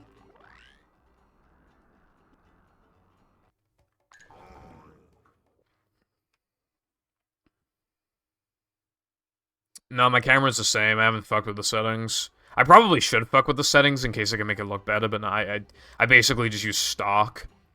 Except, actually, no, wait, no, hold on. I have, like, some filter thingy applied on, like, Logitech software, because otherwise it's, like, really yellowy for some reason. But that's, like, pretty basic shit. Like, that's, you know, on OBS I don't have any settings enabled, I don't think. It's just, you know. I wouldn't upgrade from this camera Because, you know, it's 1080p, 60 FPS, it does what I need it to. At this point, the only way I could get, like, a much better, like, camera would be if I got, like, a fucking, like, one of those, like, really fancy, like, actual fucking photography cameras.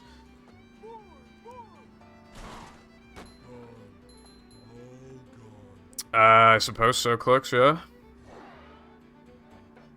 Dude, you know what's funny, right? Every time I, like, play this game on Dolphin, and then I play it on, and then I put it on Xbox, this looks bad to me for, like, an hour until I get used to it again. Because on Dolphin, obviously, you can make it really smooth. But, like, this, comparatively, just, like, doesn't look good. And it just makes me think, like, wow, I was praising this the whole time, it doesn't even look good. But, like, obviously, then you get used to it, it's like, oh, wait, no, like, this actually looks amazing. But, like, yeah, compared to, like, high settings on Dolphin, like, this doesn't look good. This looks like Dolphin on, like, low settings. It looks like I'm running, like, stock settings or something on Dolphin. It's weird. Not stock, like, slightly increased settings. Maybe, like, 2 times texture filtering or something. Can this trick not be bad, please?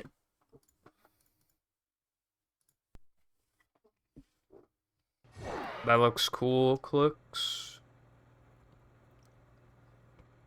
I like it.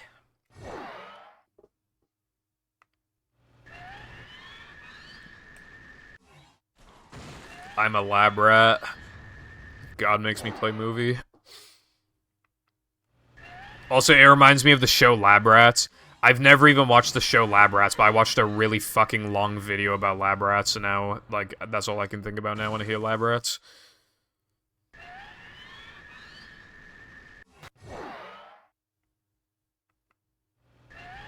Really, Latte?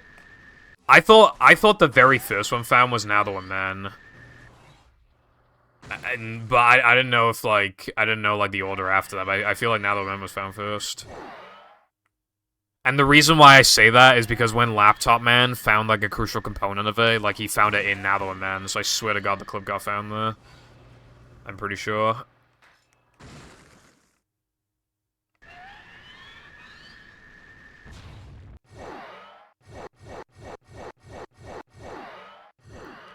Love you, bro, in it, bruv. Gay, gay, gay, gay, gay. Okay, you can't say love you, bro, and then say gay. Love is gay in general. You're gay. Anyway, yes, have a good time. I'll see you around.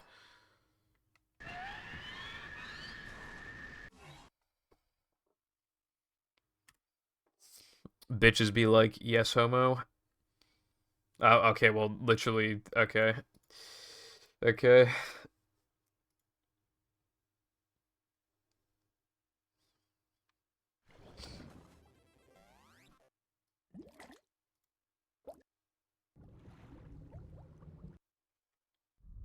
Hold on, I gotta reply to...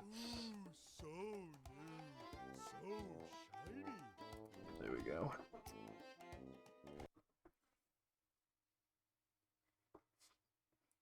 Depression GGC on 6-1. Deleted Now That Men GGC vid on 6-4. Planked it. Really? That's... okay. Memory loss, brave. Citizens of Bikini Bottom, the manager is here. By the... oh, wait, no. Why'd I read by the way? But I love purple like a brother. Colon 3. Weird Welsh brother with chippy syndrome. I haven't even had chips for a couple days. Also... again, friend-zoned right now. I'm getting love like a brother right now. It's so over, bros. It's so over. Yes, have a good one, yes. Take care. Welcome.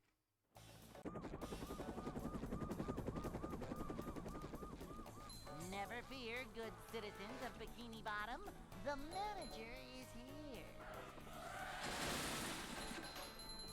Yep, excitement, adventure, just another day in the... You know what's a really iconic thing for me is Equals 3, obviously, because of fucking Ray William Johnson. I used to binge the fuck out of his videos, dude. I remember one time we, like, ordered, like, Chinese food, I think it was. And I didn't have anything else to do, so I literally just binged Ray William Johnson videos for, like, 3 hours or something until the fucking food arrived. Boing.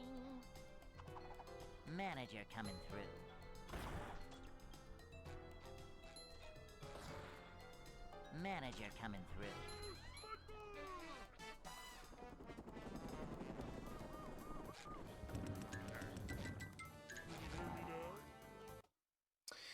There used to be a pretty bussin' chip shop, like, close to the school, but they closed down, brev. You know what's funny? Back in the day, they increased their their small chips to like £1.65, and back then that was like absolute blasphemy. Nowadays, small chips everywhere is like fucking like 2.20, like you literally like, or like £2 at least, like you can't fucking. It's just funny. Oh, and then there was another chip shop next to that chip shop. Not like literally, it was like a couple-minute walk away. That chip shop, the chips weren't as good, but they give you like twice the amount of chips, and instead of being 165, it was like 125. It was fucking great. Like, you got if you were hungry as fuck, you'd eat those chips because they were so cheap. So cheap. It's crazy. And they used to have like big bags of prawn crackers for like a fucking pound. And they were really good.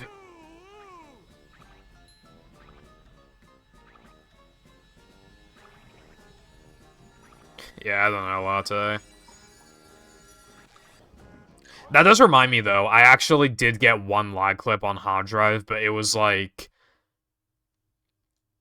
I was only able to... So, like, you know at the end of 3K, when, like, you bash all the buttons and, like, the thing is, like, fucking steaming? I did a lag clip there, like, once, and I haven't been able to do it since. So... It's probably, like, extremely hard and probably is only possible there because how much lag generates from the Steam. But I thought it was still interesting that it even happened at all. I can't remember if I put that in the server or not, but yeah, like... Well, I don't have a recording of it anyway, but... I'd like to try it again at some point. But it does go to show, though, like, the game's weird.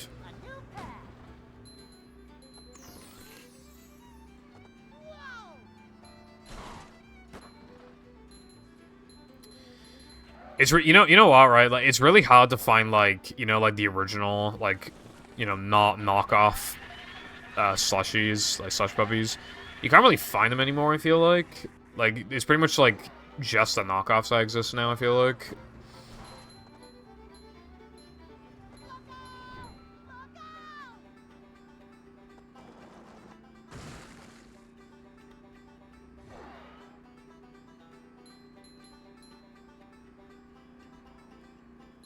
We didn't see any in England either.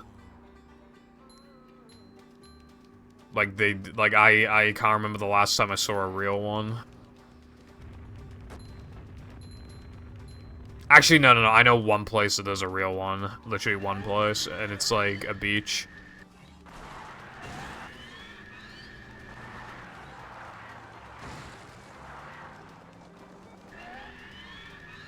Me when I hold hard left.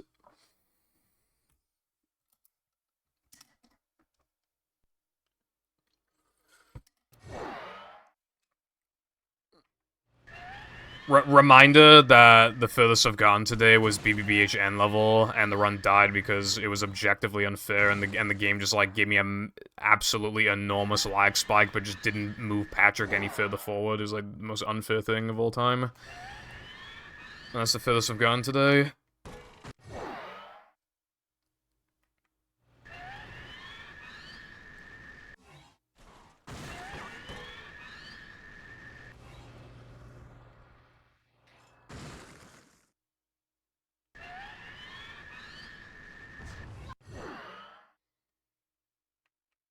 Also, I will say, by the way,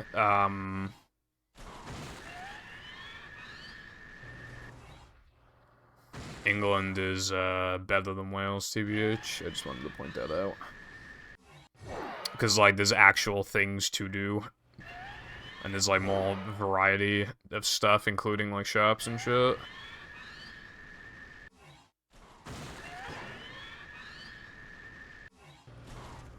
England is, like...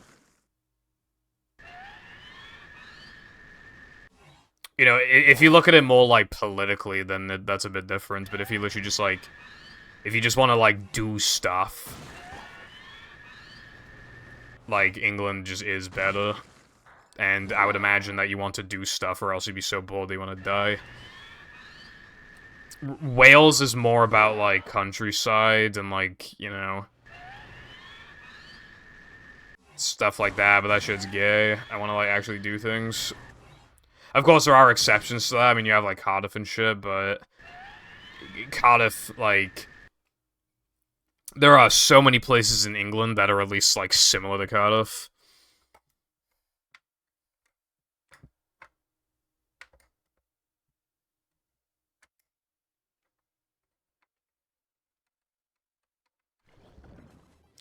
Though, of course, with England and Wales, it also depends on what areas you're even going to.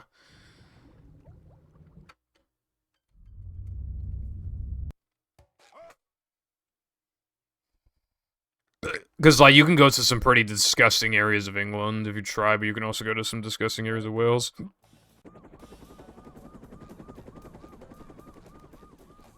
Never fear, good citizens of Bikini Bottom. The manager is here. Yep. You mean, like, road construction workers? They're on the road pretty often. Also, Wales just has, like, a lot of hills and shit. It's a short slide from manager to, well, not manager. Manager coming through. Nothing like a little man type stuff. I've never heard of that before. A manager is always prepared. Anyway, yeah, I don't know. Is my answer. Job for a manager.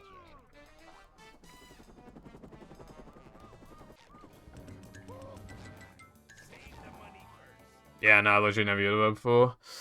I mean, it's possible that we have shit like that, but I genuinely, like, I don't know. Hey. I leave the house, like, once a week, so it doesn't really consume me. And the reason why I leave my house once a week is because there's fuck all to do. Yes, boys.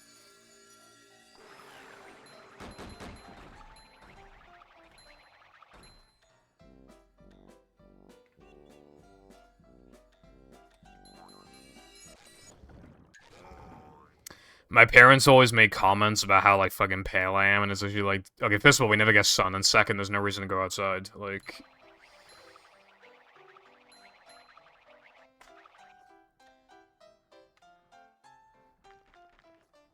Ouch! Oh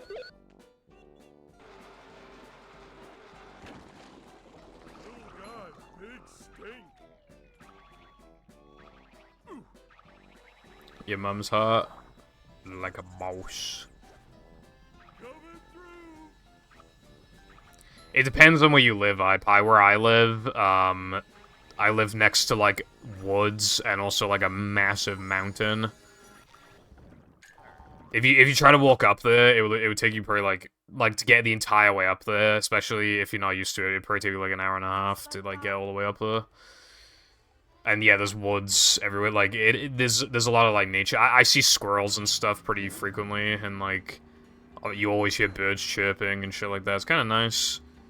But as you can imagine, I never really go that way. I only, when I was playing Pokemon Go last year, there's a couple Pokestops there, so, I was doing that. I was, you know, walking there, but you just walk, like, a minute up the mountain, and then you get a Pokestop, so that's literally what I was doing.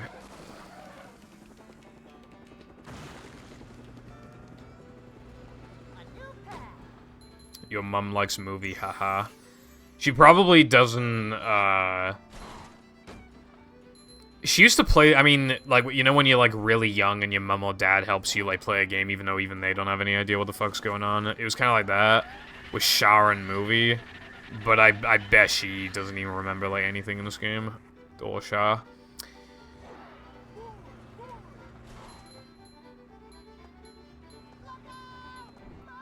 I'll dox your mum.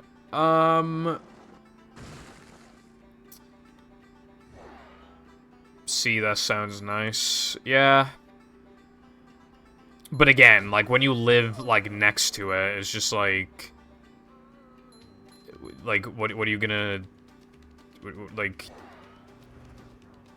it isn't interesting anymore. It's just boring. Like, when you live at the top of a hill and you have, like, and you need a car to get anywhere, but you also don't have a car because they're really fucking expensive in the UK and so is petrol. Like what are you actually, like, going to do with your life? What are you actually gonna do?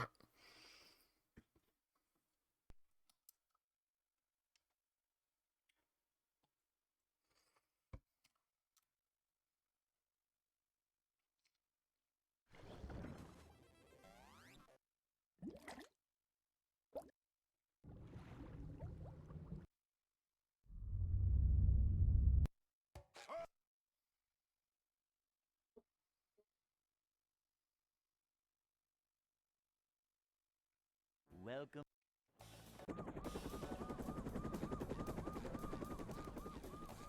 Never fear, good citizens of Bikini Bottom. Well, yeah, I get that, but you guys also have, like, really cheap gas. So it's like... Yep. Excitement, adventure. So, like, you're pretty, like, obligated. Like, it's just one of those things that, like, everybody, like, has to learn how to do there. Whereas, like, in the UK, it's like...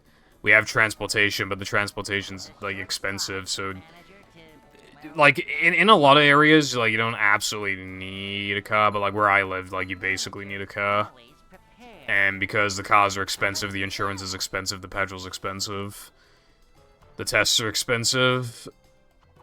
This is a job for a manager. This is a job for a manager.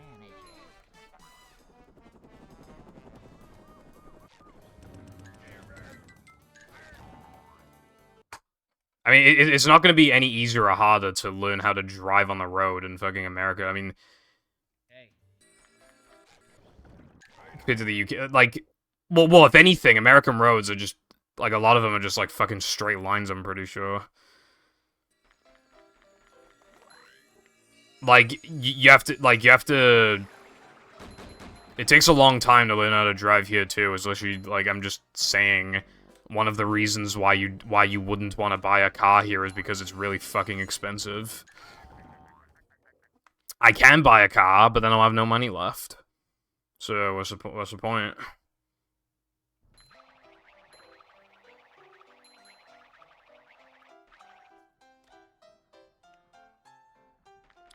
The thing is, as well, is that, like, these days, you can, like, order, you can literally go on, like, food delivery apps, and sometimes you can find, like, Asda or Tesco on them, and, like, if you buy, like, a massive, like, thing, you'll get, the shipping will be free. Not shipping, the delivery will be free. And then they can just do the shopping for you.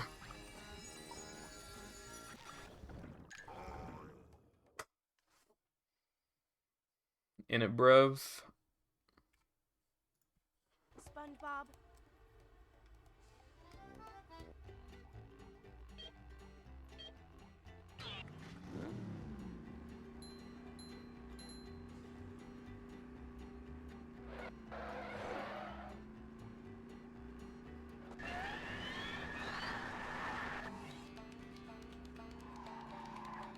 But anyway, yeah, point being, like...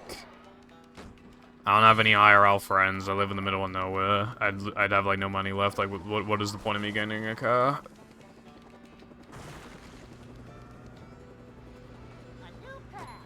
There's like a few really, really niche benefits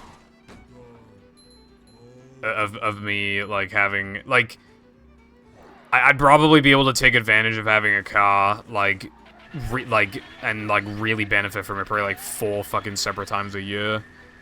Like, okay, like, imagine if you lived in a country where it was guaranteed only hot for, like, 7 days in a year, just, and that was it, and it wasn't even, like, super hot, but it was, like, hot to the point of being uncomfortable, and then the solution is to, like, spend thousands on, like, an air conditioner. That's, like, basically the same thing as like, if I got a car, because, like, I would, again, it's, like, very niche, only gonna be used a few times a year, and it costs thousands, and you have, like, no money left.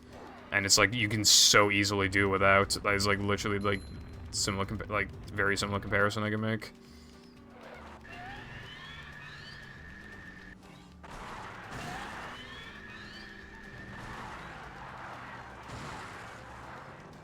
Yeah, I'm sure I'm gonna be able to relate it with a lot of people at the age of 22, speedrunning the SpongeBob SquarePants movie on Twitch, when like every guy my age just watches the footy and goes to the pub and has a job.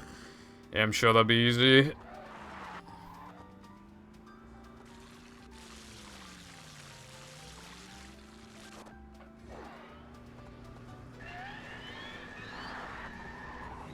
Bridge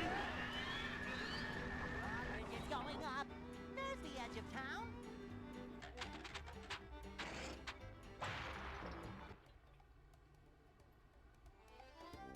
Oh boy! It is not as easy to meet people this age as you think it is.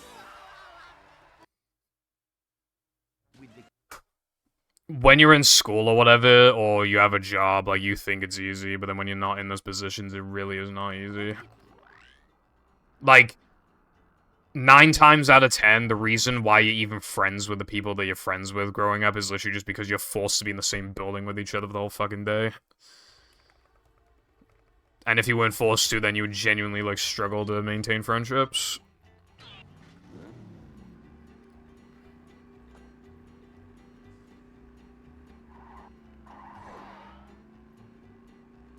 Exactly, iPie.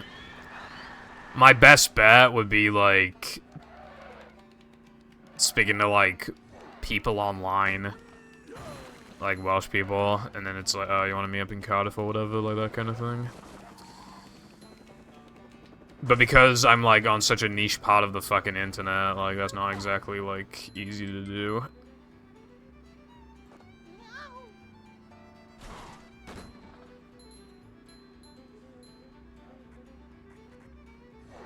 Okay, thank you for good luck and for stopping by. But yeah, yeah, anyway, the point I was making was, there's no reason for me to get a car.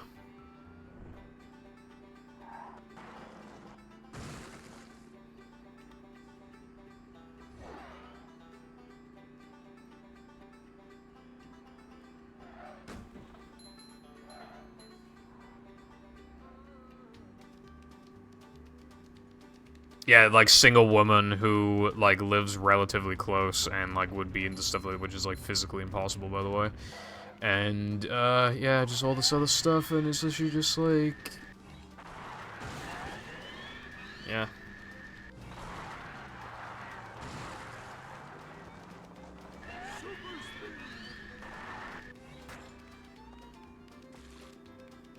That's why I just don't, like, bother, you know, like...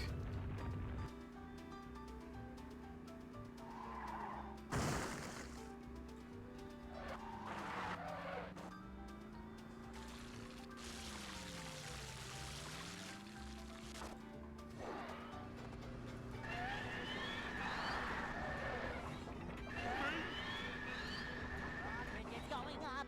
There's the edge of town. But yeah, I mean... You know... People have, like, different paths in life and shit like that, so it's literally, like... Yeah, it's whatever.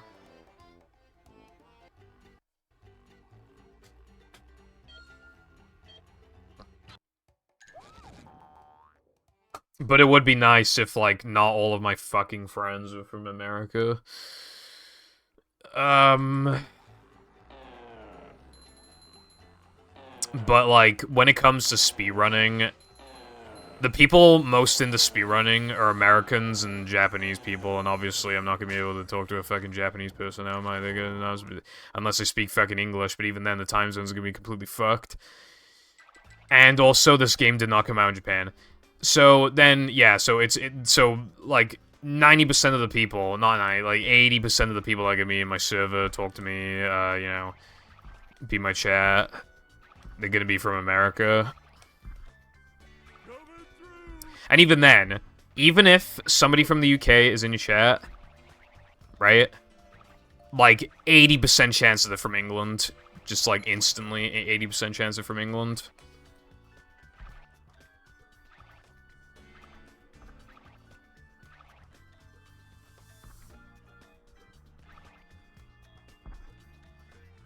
So yeah, when you're doing what I'm doing and live in a country like I do, you basically just have the fucking worst case scenario where you'll just like literally like never be able to befriend anyone IRL.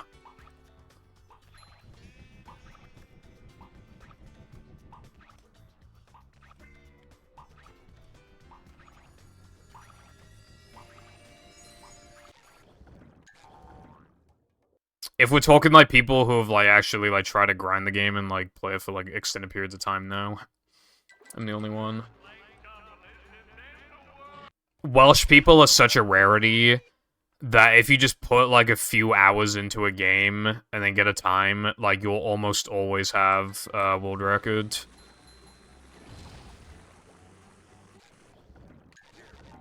Welsh world record, I mean, you almost always have Welsh world record.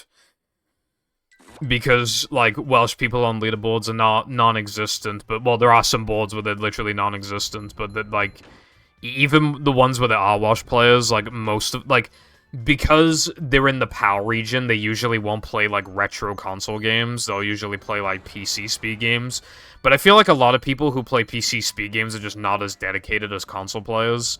There's, like, so many PC games where people just get, like, the most mediocre times possible, you know?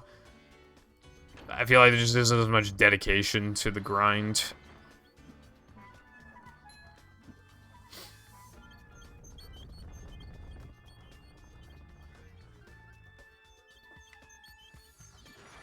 These just ooze macho.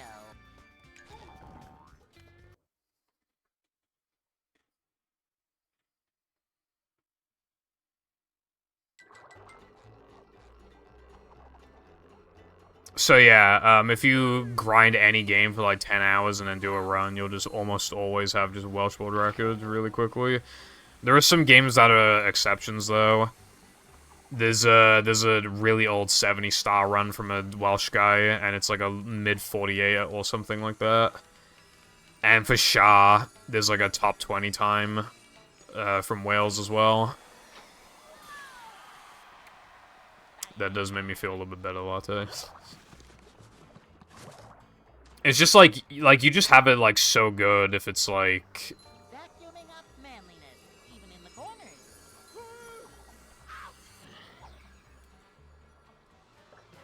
when it comes to that sort of thing, if you live in like Japan or America, like most parts of America, I feel like. Well, you have it good anyway because you live in regions where the fastest version is almost always those two, so you have it good anyway. Which is why speedrunning in the power region is so fucking miserable. I found one last.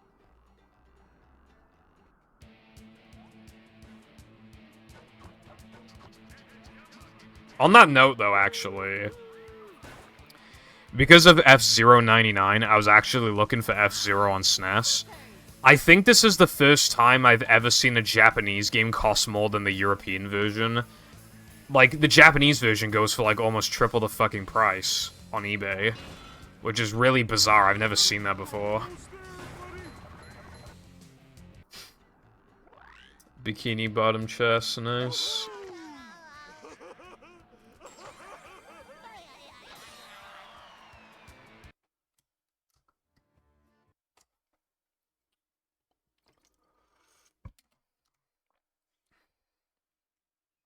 You have to.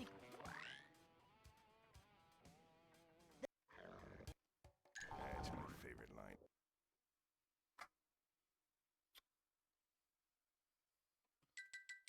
One frame time? Of course not.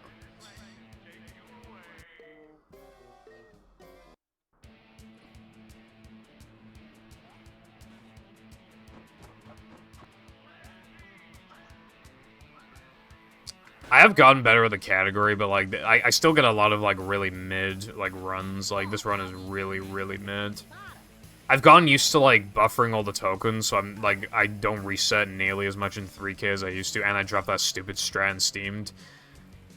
But, like, yeah, the number of runs I get that are, like, between, like, +0 to, like, +2 into Rub-It-Up 2 and then miss, like, the one frame, like, it's just, like, every goddamn run, bro. This run is, like, extremely average.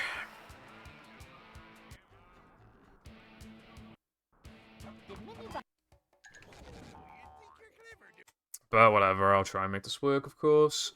I mean, this run has a big fat time save in Neptune, so obviously. Okay, okay. I've never done that before, by the way, so I retract my statement of getting better at the category, because I've literally never made a mistake before. There's literally no muscle memory for that. There's like, there's no category where I warp from Rubber Dub to fucking 3K Bungee. There's literally, like, there's not a single category.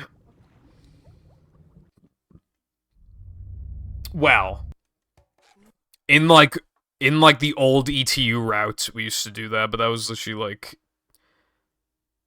I literally did that for like one day, like a couple hours, and then I changed the route again, and then I came back to the category, and like ever since then I haven't you know I haven't done that sort of menuing.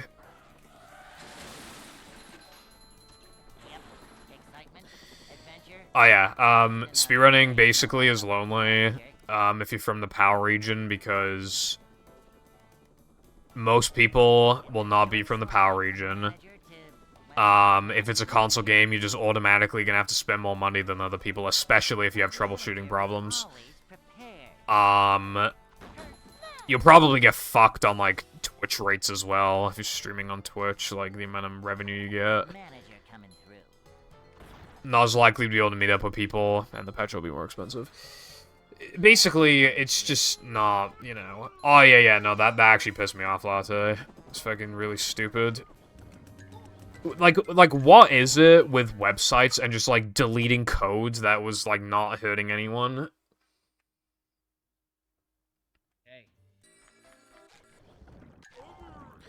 It's not like an option like that was, like, cluttering the main page or anything. Like, it was literally, like...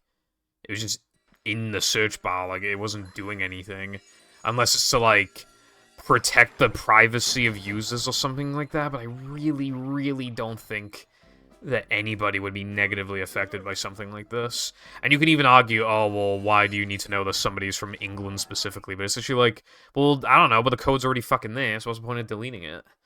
It's, like, so useless to delete it. And because it's such a kind of whatever feature,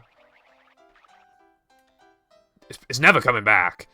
I mean, it's kind of nice. Like, like I had looked up, like, Wales before on SLC, because it was cool to see, like, what people from my own fucking country, the population of 5, have actually accomplished, but now I can't see what they've accomplished. I can only check UK, and all the UK runners are from fucking England.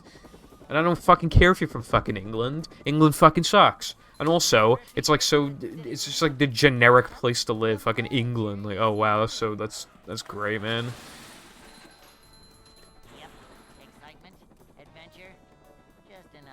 Like, it's just like, who gives a fuck if you live in England? Like, every fucker from the UK practically lives in England. Like, it's not anything special. Like, who the fuck would want to, like... Because, again, if you look up United Kingdom and you just click on any random run, it's just almost always gonna be England. Like, bro, we need some sort of separation. Welcome. I thought it was a username, but I guess not. I will take that. I'm not changing. My name's Purple. Like, that name is just too good. I can't fucking... I can't get this name on, like, any other website. I'm not changing my name.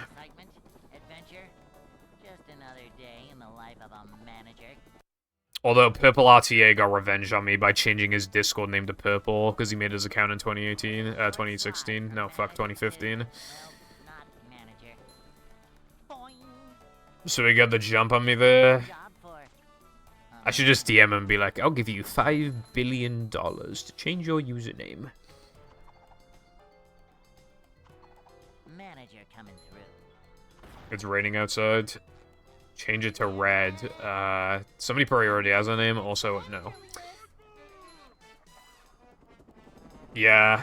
That's a problem with names like ours. Like, you just can't get, like, you can't get these usernames anywhere. But, like, when you do, like, you really cherish it because it's, like, very rare to do that. On some websites, I literally just have an account named D's because somehow no one thought to take that, which I think is awesome. Like, how do you have like a website with like at least like tens of thousands of users, like made accounts on it, and literally just like you say the name D's?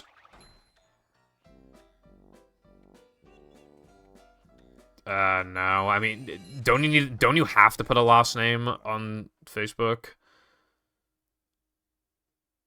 XD boost. The most awesome trick that has no purpose, like a boss. Yeah, no, I'm talking about a video game website. I just have the name D's.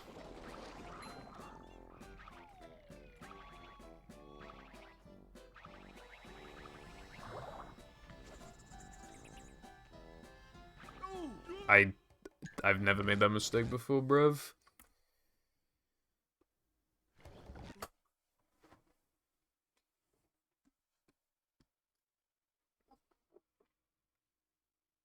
Welcome. I forgot that your name was SpongeCloud. I always just check like the username that you set yourself. Like I always just look at that. I try to ignore the sin that Discord committed. Yep. Excitement, adventure, just another day in the life of a manager.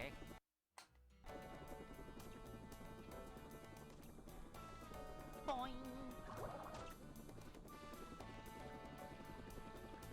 Mine was like 8, 9 something, I think. More of a man already. Oh, no, that was my alt, I think. I think it was Big D Studios. I can't remember what mine was then.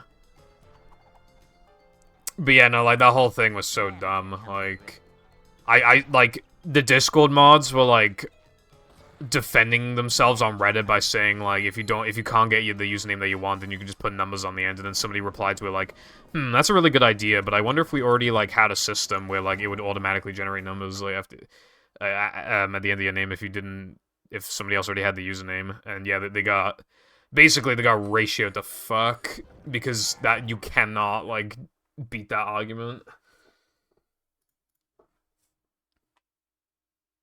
It's like the dumb, like, it is just objectively worse, like, with the one we already had. Like, it really, really, really is. The only way that it can be better is if you snipe a really good name, but then you don't have to have numbers on the end of it. But that benefits nearly no one, because the only people who get, like, the really good names are NPCs. Not people that actually matter, like me. 'Cause I'm awesome. Where's my fucking name, bro? I want purple. Some fucking dickhead took it. Fucking purple RTA. You're the fucking phony fucking fake purple. I'm the real fucking purple. It says so on SRC.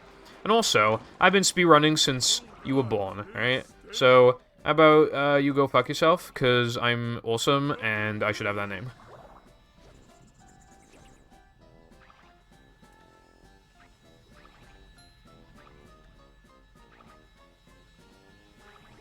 Yeah, no, exactly. It's just the same thing, but worse. Except for the people who have the good names. But those people are just, like, random nobody degenerates, or, like... SpongeBob. Yeah, and you get constantly DM'd, like, oh, I'll give you, like, hundreds of dollars if you let me take your name. It is, yeah, so it really is worse in, like, pretty much every way. Only benefiting the shitty people, so it is just pretty much objectively worse. And like I've said a few times, like, people try to justify it by saying it's not that bad, which just goes to show that it's bad in the first place, because you literally cannot find, like, an actual good reason. Like I saw people try to say, like, oh, actually, it's good because it means that people can't impersonate you as easily. Like, I mean, what if you're, like, one of those YouTubers who's relatively big but wasn't big enough to secure a name on Discord? Somebody could easily impersonate you. If you have, like, 20k subs, and you couldn't get, like... You know, you couldn't get in, like, contact with Discord or whatever, like... You'd be fucked. Somebody has your name. And also, is it really hard to remember 4 fucking numbers? Is it really difficult? Like, usually if people wanted you to contact the Discord, they have their Discord in their Twitter bio, like, you know, linked with the SRC YouTube. They'll have it linked in something, usually, if they really want you. Or they want you to join your Discord server, and then they'll see that you're online, and then they message you from there. You know?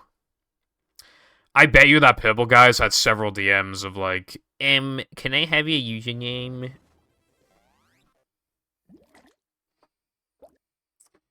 So, I mean, yeah, it's fucking stupid. In no way, really, is it better when you think about it. I mean, fucking sad, dude. And, like, Discord would not stopping, because the problem is, Discord became the same as YouTube and Twitch. Well, particularly YouTube, where they have no competition, and thus they can do whatever they want, because they will never... As long as they don't do, like, the worst thing of all time, like, the company will not go under, so they can just basically do whatever they want.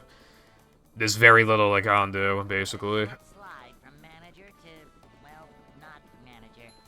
Just turn into another fucking greedy corporation, just like the rest of them, man. Every single one of them, just the same. I remember in, like, 2016 when it was like, oh my god, it's like the best messaging service ever, like, it's so good.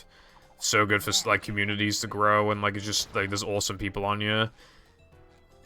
And it just... man. To see it, like, grow to the level that it has was cool, but, like... Now it's just another corporation. Like, it's just another corporation. They just so happen to have a good, unbeatable service, and now they can do whatever they want, because no matter how bad it gets, there's no better alternative. That's my favorite line.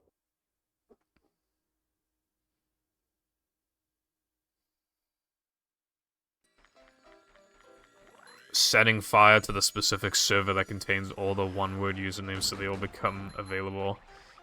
You'll have to let me know when you set fire to it, because I'll need to take purple. Purple RTA will probably be messaging me, like, bro, what are you doing? I'm just like, I don't know what to tell you, man. I just tried the name Purple and it worked. I don't know what to tell you.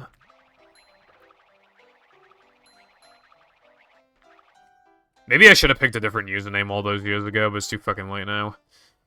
Especially now that I'm, like, so cemented in, like, movie history and shit. Like, I can't fucking change my... Like, I could change the foundation part, but I cannot change purple. Like, I have to go by that now.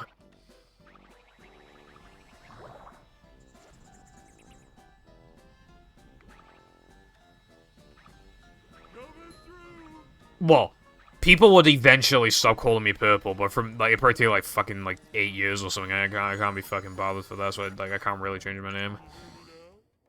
At least I didn't pick anything cringe. It could have been worse. I could have picked, like... SpongeBob. I just could have picked, like, something gamer 68 or some shit, you know? I could have picked something cringe. Yeah, that's true. I mean, SR or SRC is basically, like, all you could really do.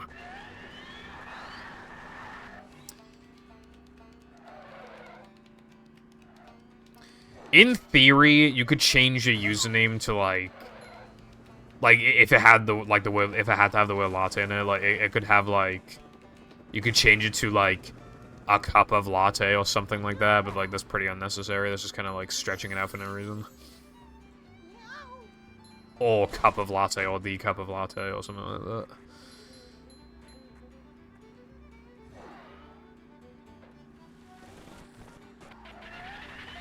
But I think your name is good as is, and just obviously you can't get just latte most of the time.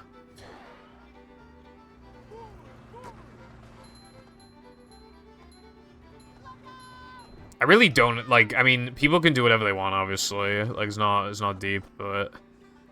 I was really surprised, because, Tedious eventually changed his SRC name from Tedious Throne to Tedious, but now he's changed it back to Tedious Throne, I think, and I think he did anyway, or at least, yeah, no, I think he did. And I would not do that personally.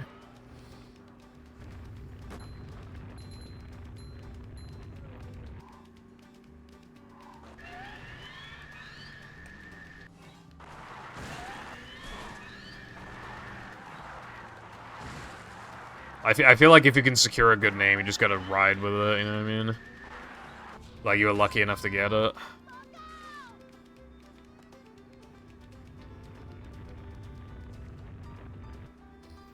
Yeah. I wasn't really thinking when I made my account in 2015. I just, like... I think I made the account in 2015. I can actually look it up these days because it tells you, like, when an account was made, so I can actually just slash user my old Twitch account and find out. Bridge is going up. There's the edge of town. Let's see.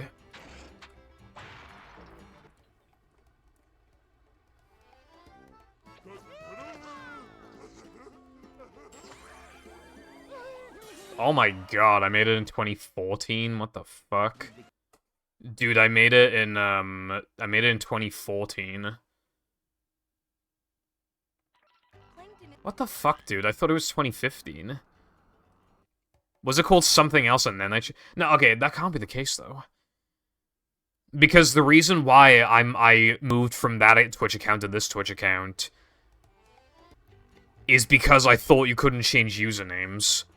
So there's no way that I, like, made that account in 2014, changed the username in 2015, and then in 2016 forgot that you could change your username. Surely I didn't do that. Maybe I did? I don't know, man. I don't know. Yeah, my... Dave the Rave is my backup name.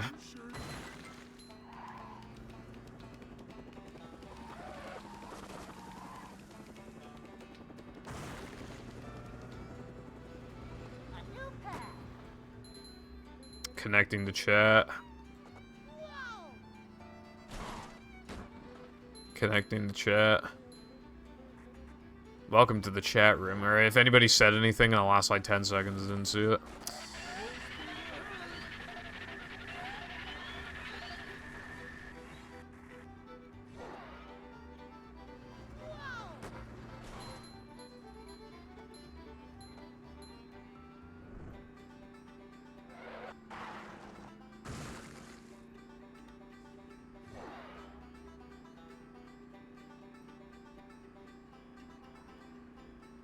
So much destruction. My IRL name is David. But everybody just calls me Dave. IRL.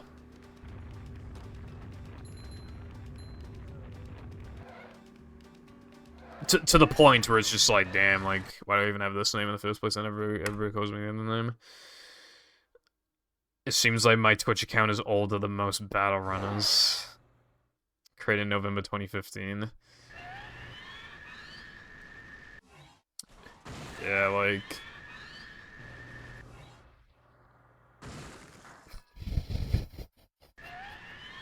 I think that's really funny, older than most battle players.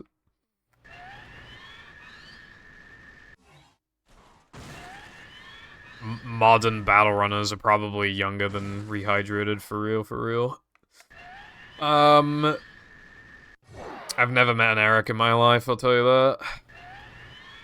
Also, I wouldn't want to be named Eric because, you know, like Eric Harmon.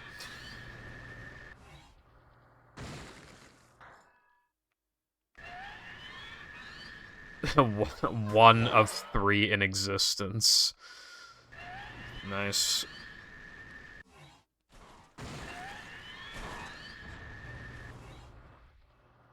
Holly. Dude, I knew a Holly. He got expelled from my school, I think. Yeah, he did.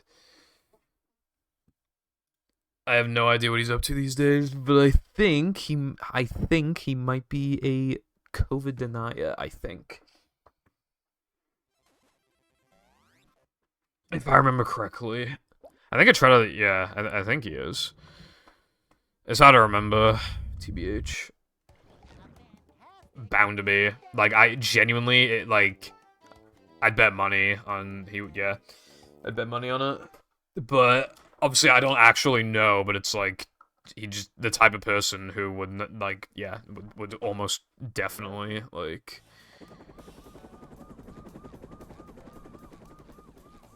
Never fear, good citizen. But not even almost, I just 100% expect it.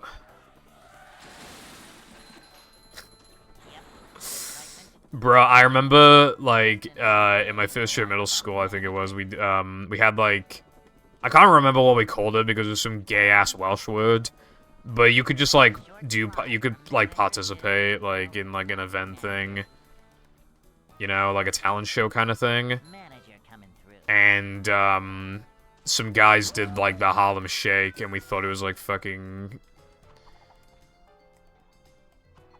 A manager the coolest, most awesome, most epic thing ever.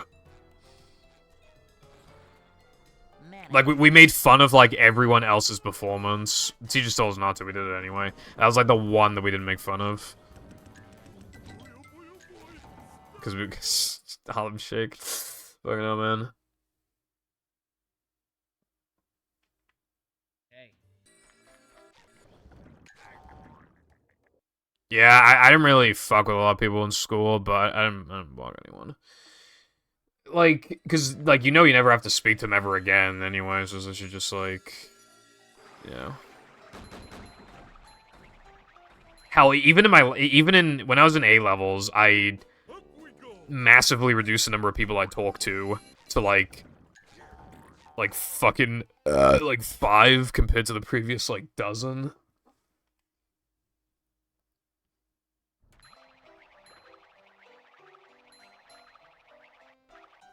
Yeah, Harlem Shake was like... Bro, do you remember when fucking Gangnam Style was, like, really taken off?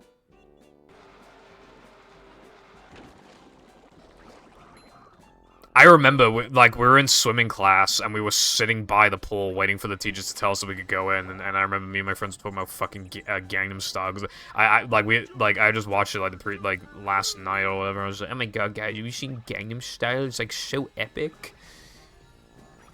It's gonna be, like, the most viewed YouTube video ever. It's gonna be, like, so crazy, guys.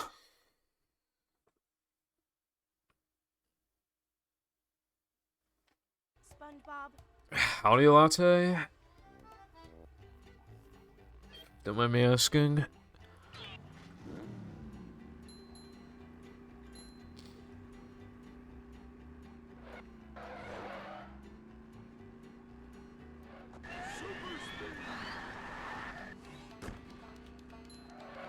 Okay.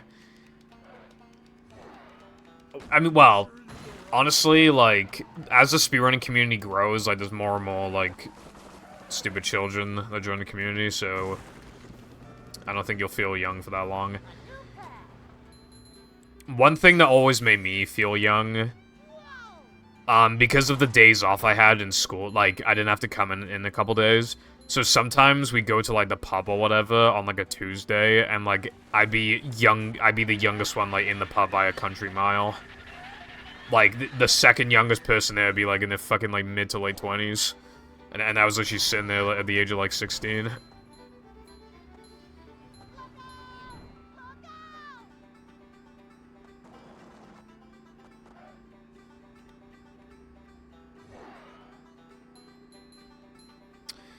Yeah, latte. Although, yeah, I was just about to say, where they really, you know,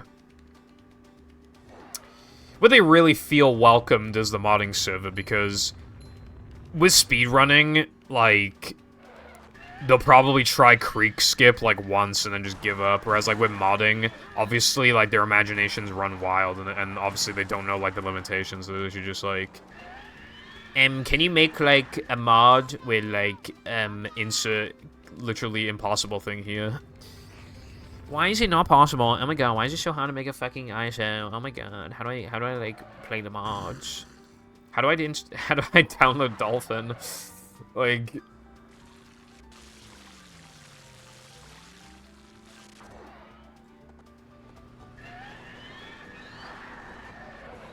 Like, just that kind of server just appeals more to, like, children, because, again, like, they let their imaginations run wild.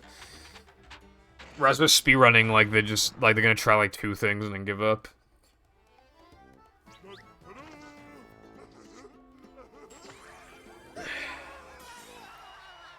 There were a lot of kids in the modding server before, Brody, but I think it's died down a little bit, but apparently there's still, like, annoying people in the server. I've heard over, like, you know, the course of, like, months or whatever, just people, like, complaining, like... You know, maybe you'll have, like, a guy that's, like, too aggressive with, like, mods and stuff. A guy who's, like, really annoying, just in general. You might have a guy who's really critical. You might have a guy who, I don't know, like... It's just stuff like that. Or they just like, how do I do this? And like, they're just not thankful for like any help, you know? There have been quite a few people over the years, though, who have like, kind of been on the fence. And let me tell you something, from my experience, if you're on the fence about banning somebody, you should just ban them. Because even though they technically didn't break any rules, they're still like, you know those people who are annoying in such a specific way that they can't comprehend how they're annoying and they won't fix it? Yeah, those people will inevitably, eventually, finally do something that just gets them banned. And you're just like, thank God. And it just makes you wonder why you just didn't do it any sooner. I've learned time and time again to just ban people before, because you know they're gonna get banned anyway. You don't have to wait, you can just fucking ban them, it's not unfair, like, they were going, you know, like, if you know, for example, if you know that a guy is about to, like, in 2 days, he literally tells you, he goes to the police station, and you're a police officer, he's literally like, I'm going to rob this bank in 2 days, I'm, at this exact time, I'm going to be there, I promise you I'm going to be there, pinky promise. You're gonna arrest him ahead of time, aren't you? Because you already know he's gonna rob the fucking bank. You already know he's gonna rob the bank. So like, why would you wait? Before he can cause as much destruction as possible, you solve the problem before it's too late. Like, with people in your chat or a server. You get rid of them before they can even... Before they can even just ruin everything, you know what I mean?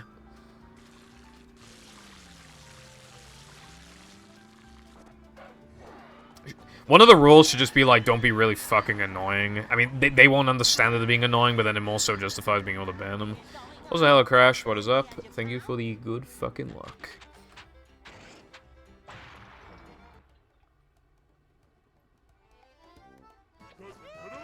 We tried tolerating SpongeBob in the Twitch for a while, but he kept shit. Yeah, no, that's what Chad had told me. That's...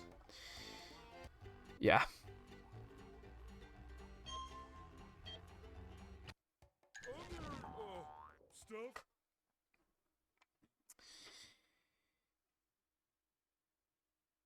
Being, like, aggressive and shit.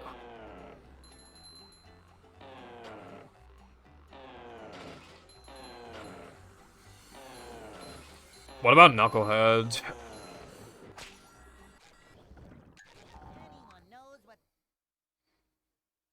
Yeah, see, that's the thing, iPie. Like, just somebody being kind of shitty can just create a domino effect.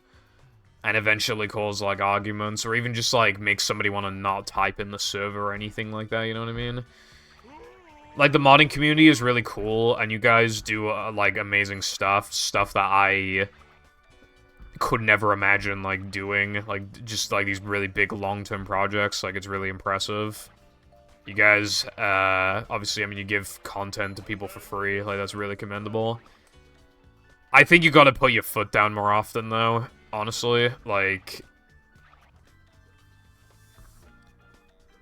Obviously, there are still some cases where you just can't justify something, and I understand that. But, like, my advice, like, is to just be a little more strict.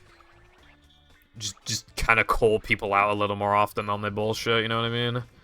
Or just ban someone who's kind of, like, on the fence because they're gonna break the rules eventually anyway. Why not just get rid of them now before it causes somebody to leave the server, for example? Like, it's in your best interest. It's in your best interest. It's in the community's best interest.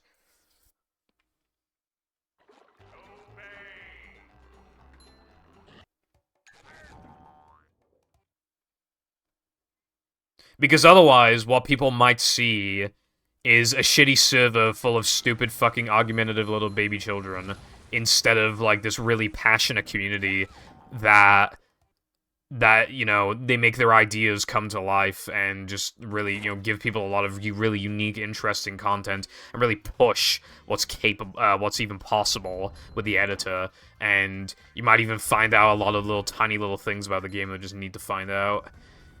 You know?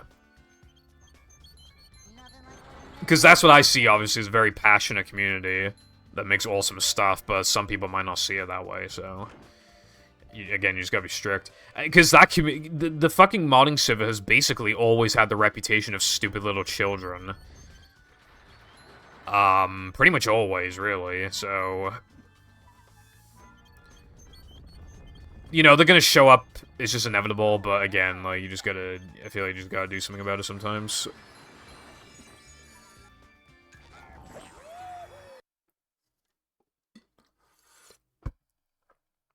Has anybody left because of cringe kids? Well, Latte's on the server. Segregate the server, okay.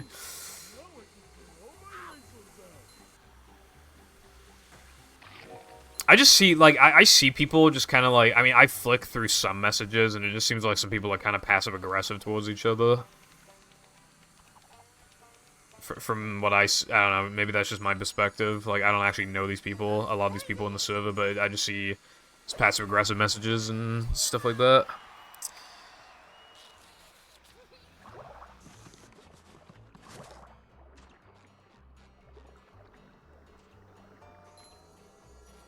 Do you guys have something set up, like the run a general thing in the movie server? You might want to have something like that, maybe. If you don't already. This hurts me more than it hurts you, evil radio tower. Okay.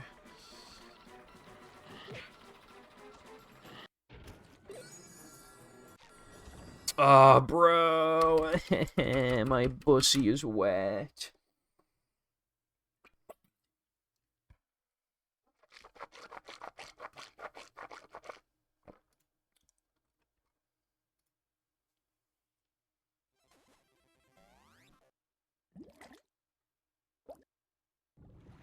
What the fuck does Sky said something, so I said to them, like, they said they're gonna steal my world record, and then I said I stole your mum's pussy, and then they said, yeah, for yourself, because you're a girl. Like, okay, thank you.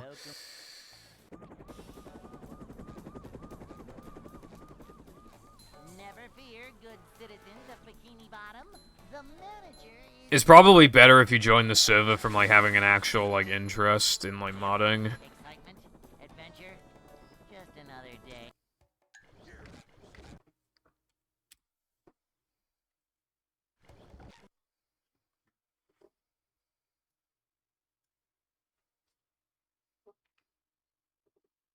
Welcome.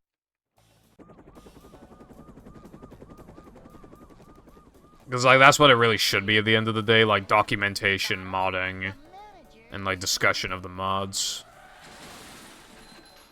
But obviously, like, Adventure, just another day in the life of a some shit happens, but it's preferable to just, like, have more contributors than spectators. I say as I've, like, never typed messages in this server, but, like, you know what I mean? Cleanliness is next to managerliness. Like, because I have been interested in modding, and obviously, like, I want to know when people release shit. There are some people who don't release their mods to the fucking, Heavy Iron wiki, so... Cleanliness is next to Like, I'm in this so that I can, like, actually see, like, immediate releases of mods. And, dude, let me tell you something, right? This is just one of those, like, typical things. I held off on updating,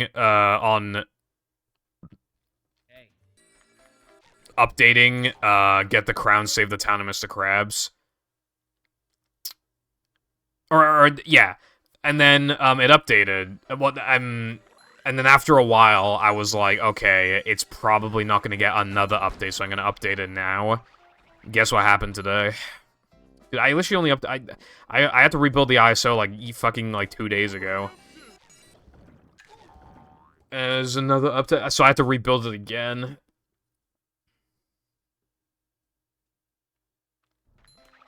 I really should. Well, I want to get into the heavy iron like mod tool manager thing, but there are a lot of mods that aren't like compatible with it just yet.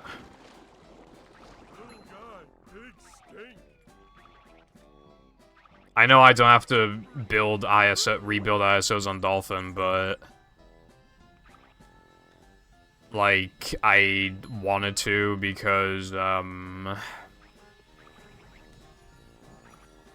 it's harder to like, because like sometimes like you replace files of like a movie folder with like some new modded files and then more new modded files, and sometimes it fucks it up so much that like something goes wrong. Like if the menu has been like changed or whatever, like, you just fuck things up. And then I can just keep better track of like what mods I've played and shit.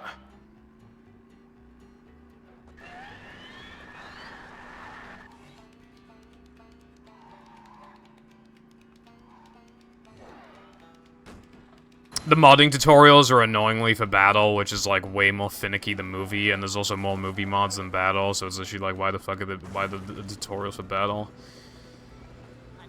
But yeah,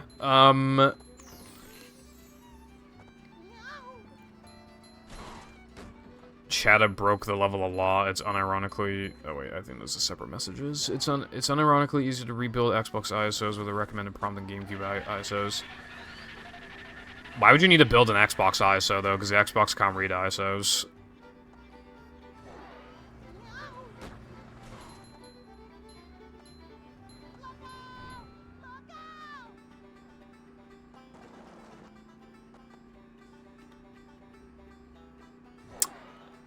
I haven't had to build any of those.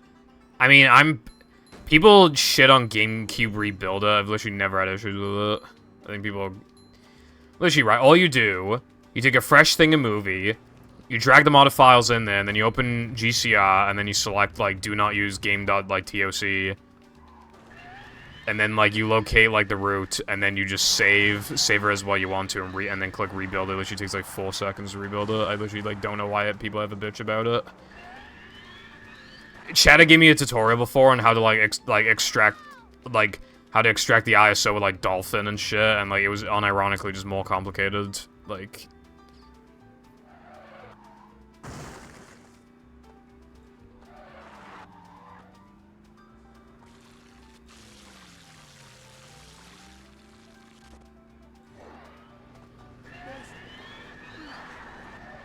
I'm pretty sure I didn't have to do that latte. I don't really want to check right now, but... mine's on an XISO. I think it's just the files, like the default XP, I think.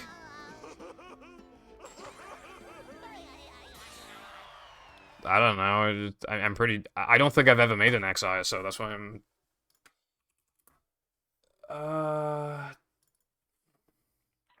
That's why I'm confused right now.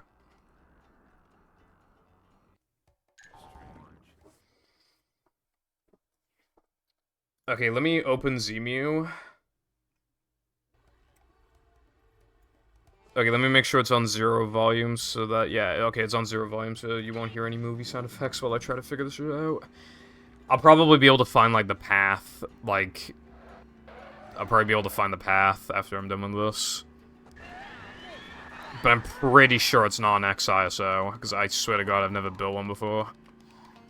And I don't remember downloading one either. I swear it was just... I'm pretty sure I just, like, used the Xbox files that were already, like, on my computer, like... Because I already had the files. I'm pretty sure I just used that, but I'll check.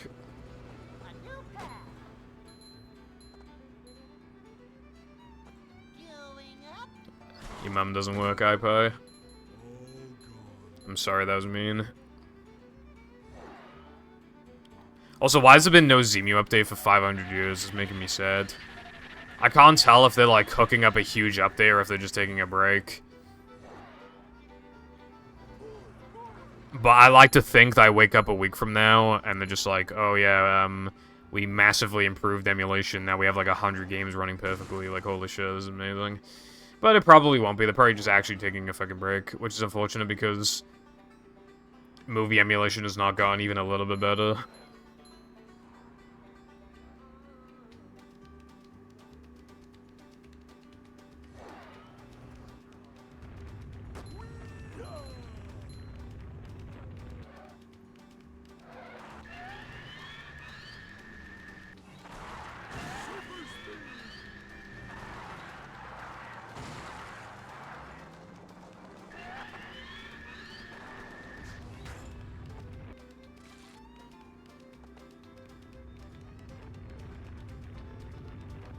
The movie demo thing is like playing on my left monitor because of Zemu.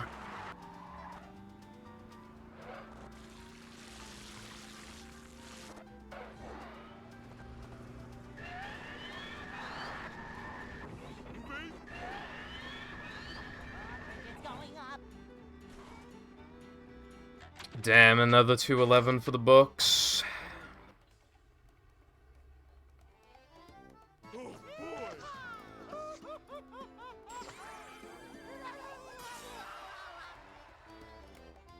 How do you, like, select a game on Zemu? I actually can't figure it out.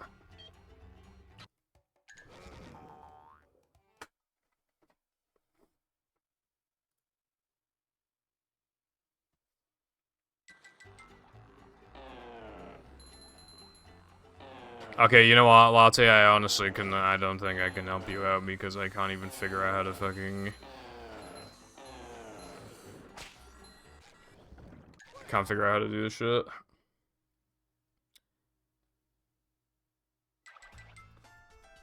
What if I...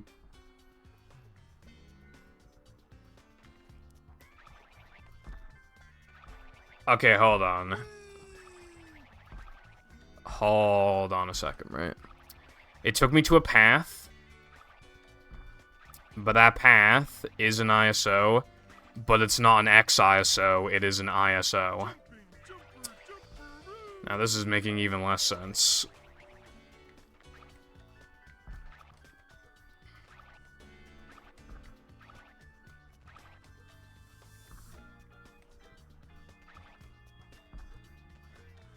So I did make one. I literally don't remember doing that. Okay, have fun studying and shit. You probably come back here like 20 minutes later, like I couldn't be bothered to study. But yeah, have fun.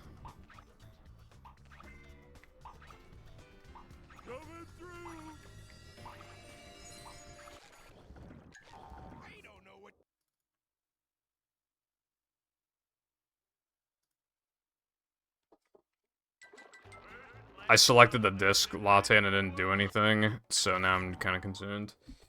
It still says please in sec. What if I like reload?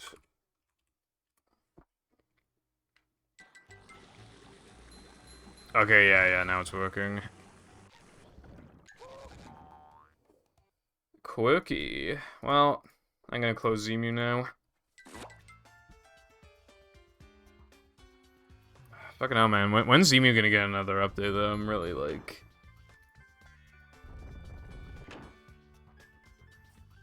Can't help but wonder. Like, I don't want to be, like, too impatient. Obviously, I don't know how to code. I don't know, like... You know. But, like, man... There is incentive to, like, work on movie emulation because it would also help battle emulation as well. And maybe also Scooby-Doo and Incredible. So, you can really knock a lot of games out in one go. So I feel like there should be incentive to, like, really focus on those games. Rather than fucking, like, Shrek 2 or whatever the fuck.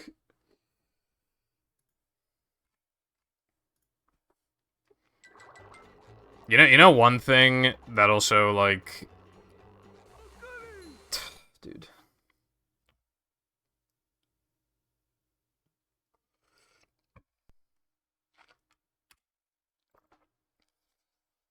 I forgot what I was gonna say now.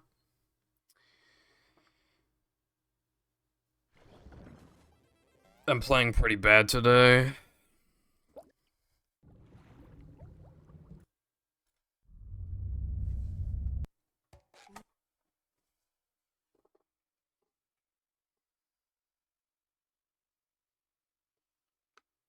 Welcome.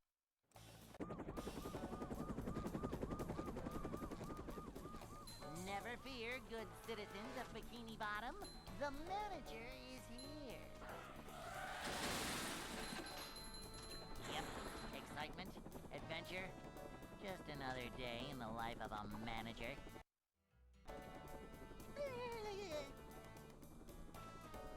It's a short slide from manager to, well, not manager.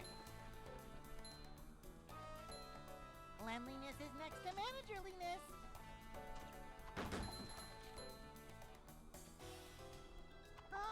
Yeah! This is a job for a manager. We're men. Also, testing mods on Zemu probably sucks, I'd imagine.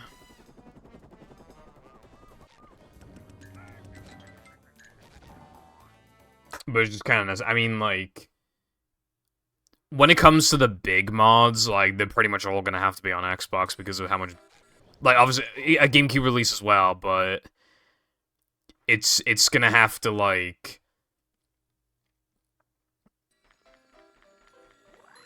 again, when it comes to bigger mods, like, you really should also make them for Xbox because the Xbox version is just so much better.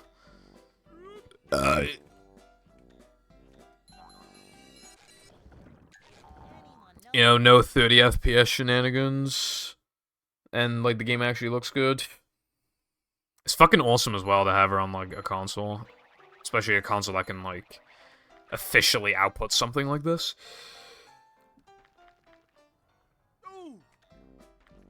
I guess that's fair, yeah. The emulation will get better. I guess it's just a question of how long will it take until it gets better.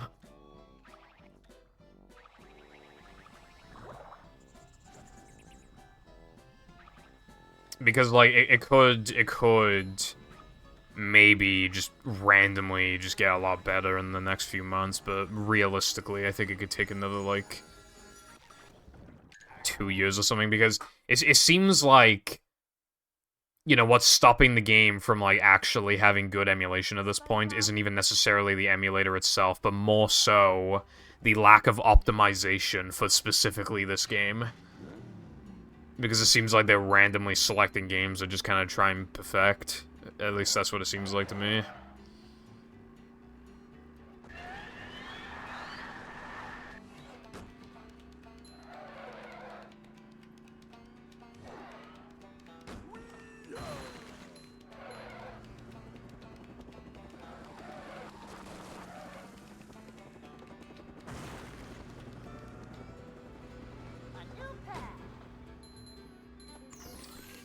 I guess I should go back on the Zemu website, though, and see if they've increased the compatibility list at all, because that could have potentially increased.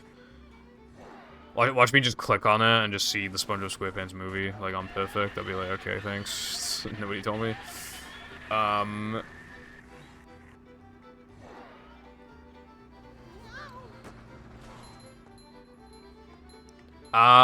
The perfect compatibility thing is 36. I can't remember what it was before. I feel like it was like 34 before, so maybe it's increased. There's some Japanese fucking helicopter game. Oh, there's a Zemu server. Can you please send me the invite, because I actually didn't know this was a Zemu server.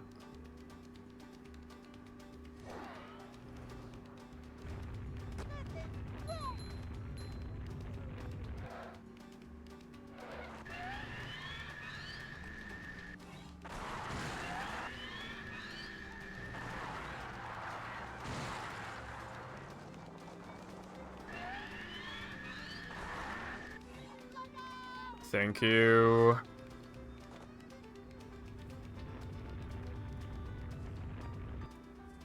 $9,000 members, holy shit. Zemu would be awesome on the Steam Deck if it was, like, optimized. God, that'd be awesome. It's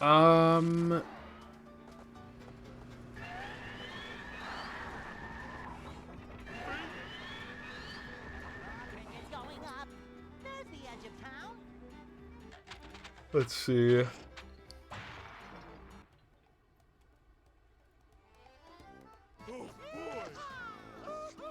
Bro, there's like greetings things, but it doesn't say...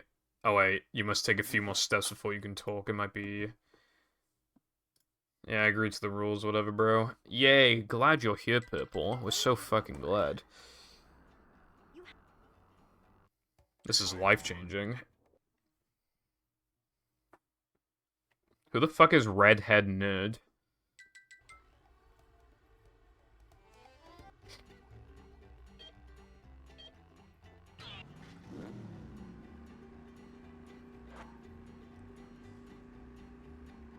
Also, I wish people who put, like, exclamation marks in the username just to bump themselves up in servers a very die.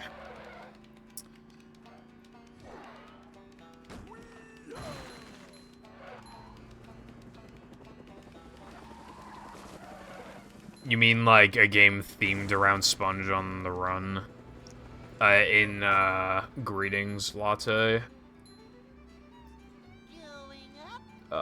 Yesterday. It says... Or it might be 2 days ago for you, actually.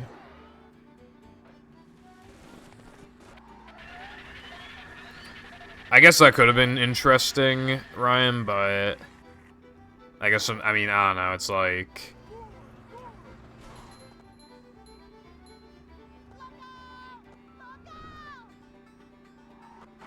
I'm kinda glad we got Cosmic Shake instead. Well, Sponge on the Run came out in the same year as Rehydrated, actually, so I guess that it'd be comparing it to that instead of... Wait, has Sponge on the Run really been out for like 3 years? I think it has. Damn.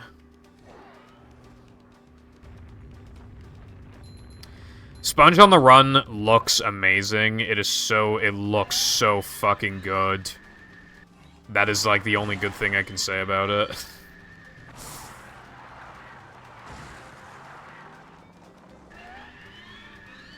I'm like, I'm not gonna act like visuals don't matter at all, but like, bruh.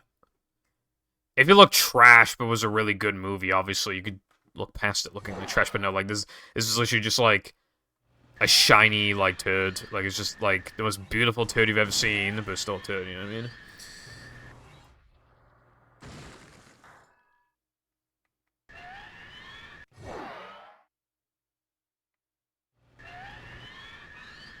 Or, like, you know food that, like, looks good but smells fucking, like, horrible, or vice versa, it's kind of like that.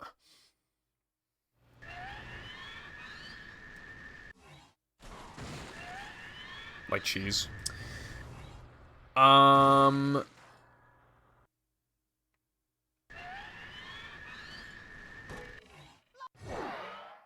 Yeah, the thing, like, I don't want to sound, like, generic, but yeah, no, I have the same opinion as everybody else, where it's just, like, the CGI part isn't as good. Like, pretty much everybody says that, but, like, it's true. I still don't think it's bad, like, when it gets to that point. I think before that, the movie is, like, good, and then when the movie gets to the CGI, it's alright.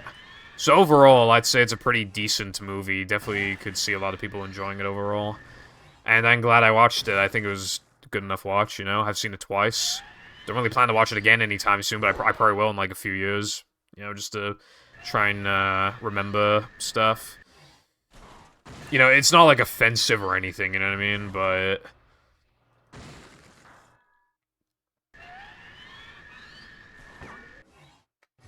Sponge on the Run is a little offensive because, like, they shill, like, the fucking Camp Coral bullshit.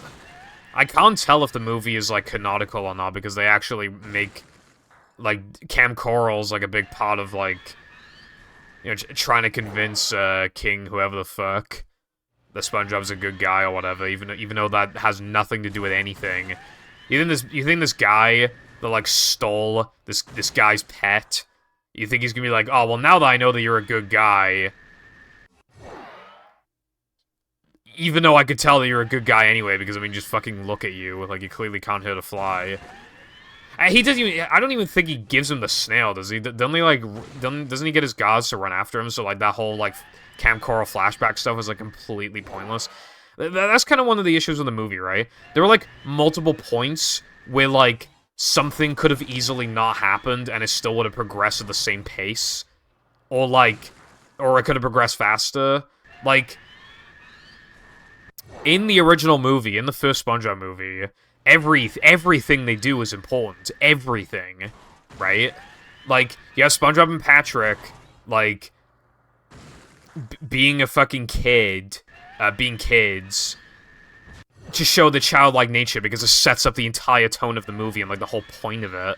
You have, you know, Mr. Krabs rewarding Squidward as the manager and not SpongeBob, because obviously, I mean, that's a very... You would expect him to give it to SpongeBob, but then you realize, oh yeah, SpongeBob is just a kid.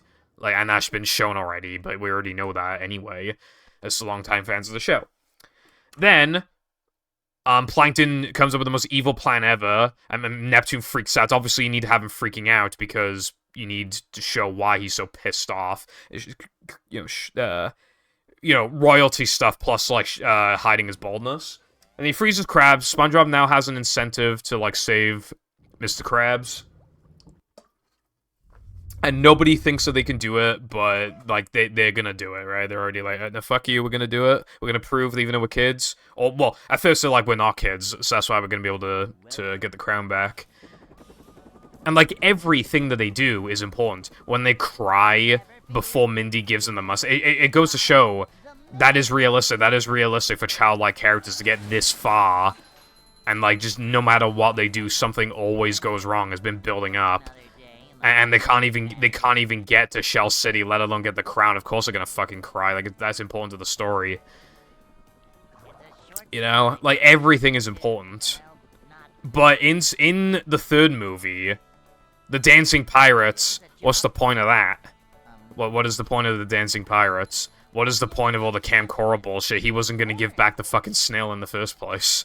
He wasn't gonna give back the snail. So what's the point?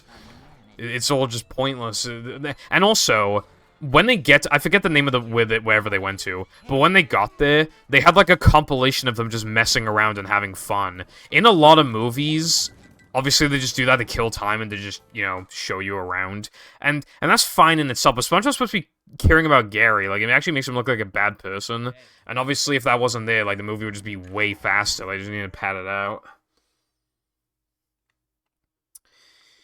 Hello, Ants. Not really much going on here. I can't get a run going. How are you doing today?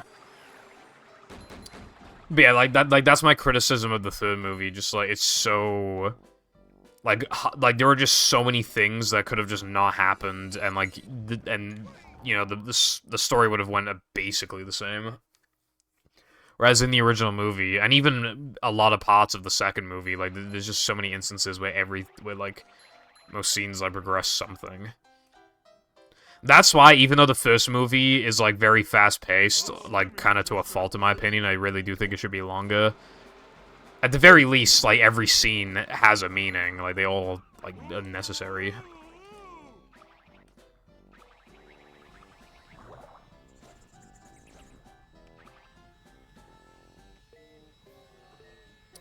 Then again, I'd rather a movie be rushed, or, like, be fast-paced, than a movie, like, just have stuff, like, just have padding. The Mario movie, pretty much, like, most things that happen in the Mario movie are, like, important to the plot, but they all go by, like, way too goddamn fast. But I'd still rather that than SpongeBob being like, yeah, I know my snail is, like, kidnapped and quite possibly tortured, but, like, I really just, like, we really gotta explore this place, Patrick. I mean, come on now, this is a once-in-a-lifetime opportunity, bro.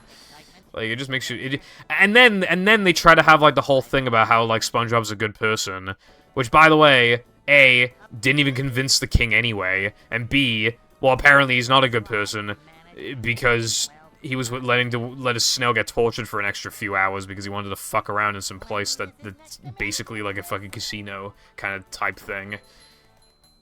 Like, it's just like, bruh.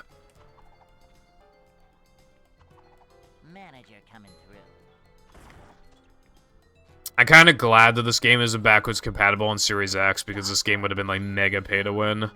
Especially when, like, the consoles were scalped. But I definitely think that would have discouraged people from running the game if it was on Series X. Obviously, it'd be better for casuals, like, obviously, but, you know.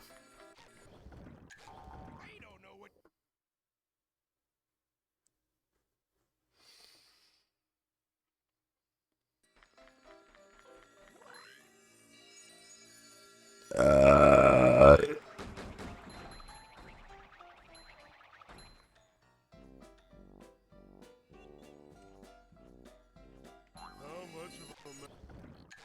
would be funny, but like...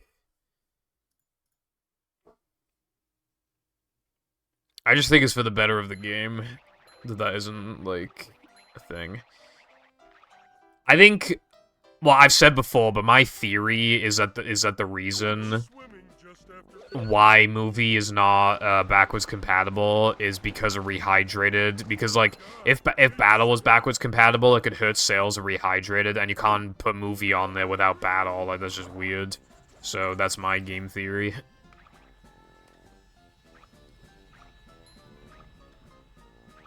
Movie is unoptimized. It is possible that it won't load in like 1 millisecond, but I do think it'd probably load really fast. I reckon it'd be like a second tops. Like it'd be really fast.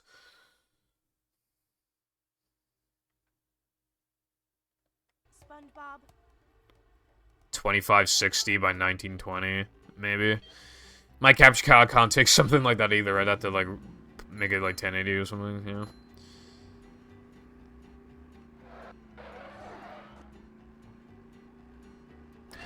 Well, yeah, like, that is true, but like, at the end of the day, movie's still, like, kind of unoptimized, so again, I don't think it'd load in, like, a millisecond. I think it would be, like... I reckon it'd be, like, somewhere between 0.5 to 1 second. I'm thinking, like, 0.8 seconds or something, like...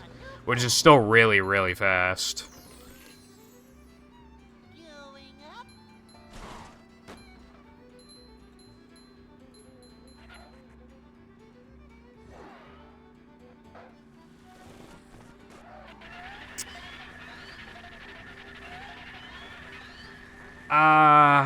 Maybe iPie, but I feel like EA and Microsoft are probably kind of buddy-buddy, I don't know.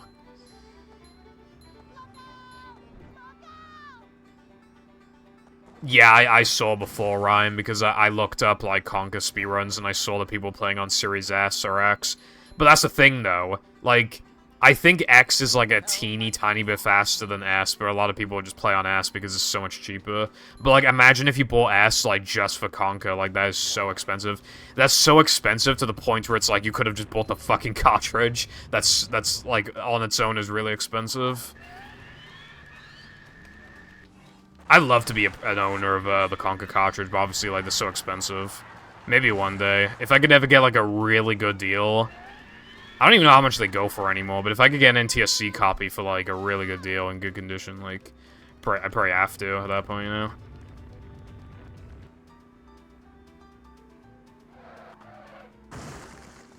know? That's kind of hard to believe, because even though it's still comparatively, like, insanely powerful hardware, I'd imagine that there's got to be, like, a couple frames of difference, surely. I feel like there's got to be, like, a tiny difference.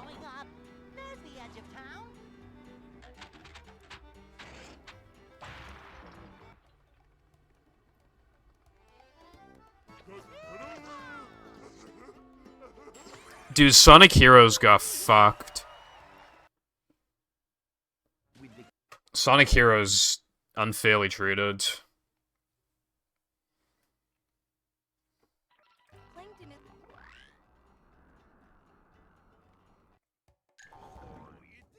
Like, practically every other fucking Sonic game can get some sort of port, remake, etc. But, like, fucking hell, bro, like... What about Sonic Heroes? I think Sonic Heroes, like, I think maybe part of it is that, like... Okay, so, like, Sonic Adventure 1 came out, and when it came out at the time, it was pretty successful. I mean... You know, when you're a kid, you don't see the flaws as much. And also, Sonic Adventure, I mean, obviously it's ugly and shit, and it hasn't aged well, but, like, it must have been really impressive at the time. And Sonic Adventure 2 had, like, a massive story, and was a huge graphical uplift from 1. Massive improvement. And, obviously, then it shifted to the GameCube as well. Well, it's on Dreamcast, too, but yeah, like, so now you got, like, loads of people into Sonic. And then Sonic Heroes comes out, and I think a lot of people probably saw it as a downgrade, because... It was more similar to, like, the 2D games, but was still something off, you know? very repetitive gameplay, and Team Chaotic sucks dick. But I really, really like Sonic Heroes. I think people liked it at the time. I feel like maybe people are more critical of it with age.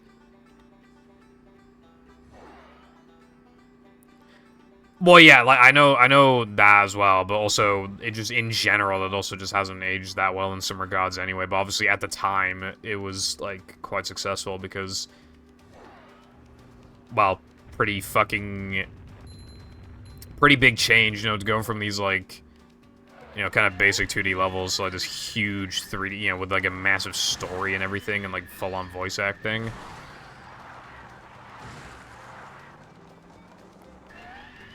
The Dreamcast was such a powerful console when it came out. It was crazy. It was kind of like the Xbox before the Xbox, just being really powerful.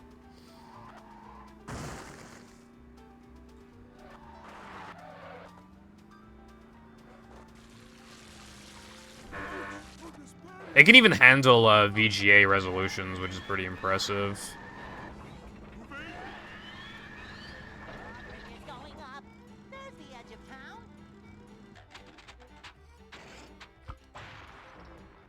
Sonic Adventure 1 is good. I like it, but I like 2 more, but I still, obviously, I go back to 1 sometimes. One thing I really appreciate about Sonic Adventure 1 is that you don't have to do things you don't want to do. You can literally just play all of Sonic's levels and just have that be that if you want, or play all the Tails' levels, Gamma's levels. In Sonic Adventure 2, they fucking insist that you do some fucking stupid bullshit treasure hunting. I don't want to do that, bro. It takes forever. It's fucking boring. I have to look up like a quarter of the hints online because it's so fucking cryptic. I don't like it. It's cringe. Like, do you have any idea how many times over the years I just kill myself when I just have a bad hint so I could get a different one? Like, that's not very good game design, I feel like. Oh, and they piss me off with, like, you know Knuckles' like, bracelet thing that lets him breathe underwater, right? When you get to the final story, like, when all the characters are, like, doing the sections to, like, stop the thingy from self-destructing or whatever the fuck, there's, like, a part where, like, you literally need, like, the air thing as Knuckles, which is absolute bullshit, because that is, like, that's the second Knuckles, like, the second Knuckles level in the game has, like, a breathing thingy. And that's, like, the only one with, like, water that like, you need the fucking bracelet until, like, the very last time. And even then, you don't even need it in the second level. And that's, the entire point I'm making. Because the emeralds are randomly generated, you could very easily get emeralds in favorable positions where you don't need the bracelet thing.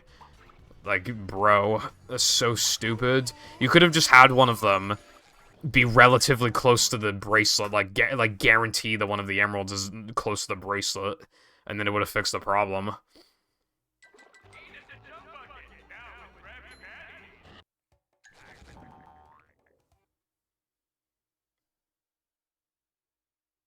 That would have been cool, Ryan.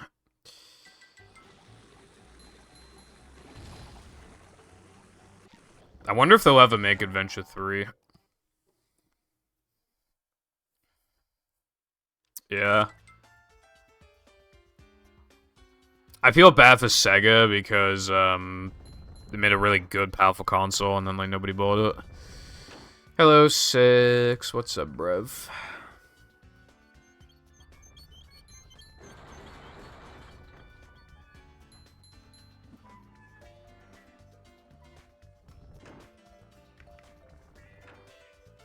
I'm glad you're doing alright.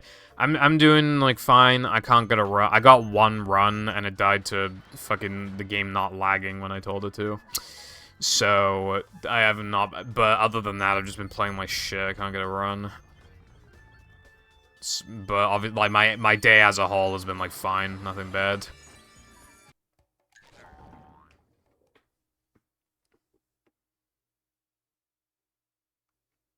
I was finally able to have, like, a high-powered shower for the first time in a while. Dude, that happened earlier, right? Okay, well, first of all, I didn't get the 2 frames, the game's bad. And second, that's the second time that's happened, where I've just, like, press A there and it just doesn't press A. Swear to God, there's something wrong with my controller, man. Yeah, today was the first day where I was actually able to, like, have a high... Because my shower has low power, medium power, and high power. For the past, like, couple months, if you put on high power and then put it on the lowest temperature possible, it's still too fucking hot. So what you have to do is put on, like, medium power at, like, 60% temperature, but then it's too weak and it doesn't feel satisfying, so no matter what, like, the shower always fucking sucks.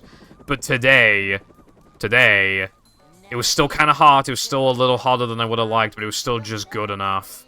Just barely good enough to... And I forgot that showers can be so powerful, because it's been so long. It actually, like, felt good, you know? Like, I didn't dread having a fucking shower. Well, I did until I realized how I could actually go in there with high power. Well, not manager. These just ooze. To be fair, didn't the Dreamcast come out a couple years after those consoles?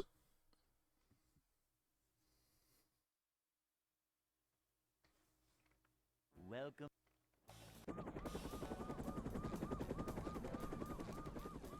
Well, yeah, of course, it's still, you know, still a big jump, yeah. And then the Xbox comes in a few years later, and it's just like, hey, boys, 64 megabytes? Don't mind if I do. 4 gigabyte hard drive, by the way, so unnecessarily massive. Like, it's actually, like, so comical how fucking big 4 gigabytes was back then. It was so pointless to have a 4 gigabyte hard drive. Never fear, good citizens of Bikini Bottom. The manager is here. Nice latte. Yeah, my cable management's really bad too. I've said this before, but I want my PC on my desk, but that make the cable management worse because some cables wouldn't be able to reach my PC, so I'd have to buy like cable extensions. And you can have like cables go like you can like tie them to or like tape them, etc. to like the desk, like the top of the bottom of the desk. But then what if you need to move any of them for any reason? You know.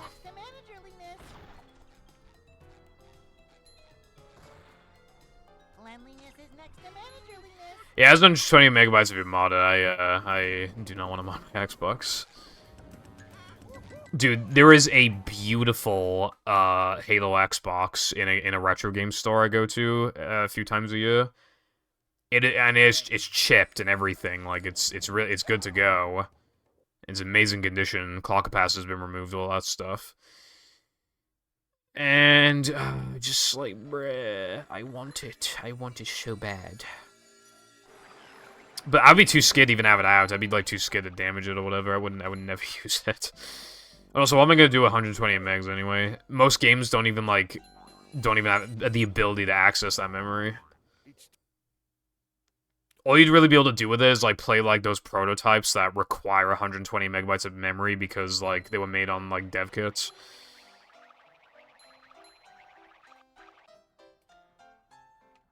Too many cables. There's an entire AV splitter plus Xbox cables plus... Yeah, I get you. I have the same shit. I have, like, 2 extension cable thingies, for, like, extension socket things. And then, obviously, I got, like, my capture card, my webcam, my mic, my mouse, my keyboard. I have, like, my second cam on backup in case this one randomly turns off, because that did happen one time. I have a second capture card for my Switch. Also, I have my Switch. You know, it's just like, it's so easy to just like, well, okay, right now, I'm extending my left knee out a little bit. It's touching my PC. I have like no leg room.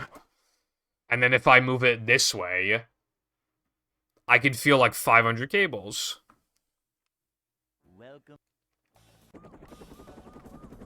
40 gigabytes? My god, dude. My PC has 16. Hello,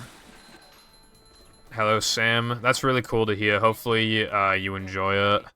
Well, I actually said this earlier. There's a speed game for everyone, because there's so many speed games, so many categories. Like, there's just, like, the perfect one for you. Also, thank you for the good luck. Hope you're doing well. Yeah, Brody, you might just want to. Some people just like don't want to ask because like maybe they're too prideful or that they just feel embarrassed for not knowing something. But honestly, like it is just in your best interest. You know, because imagine if you just don't know what the hell you're doing for the next like month or two. Like that could be really bad.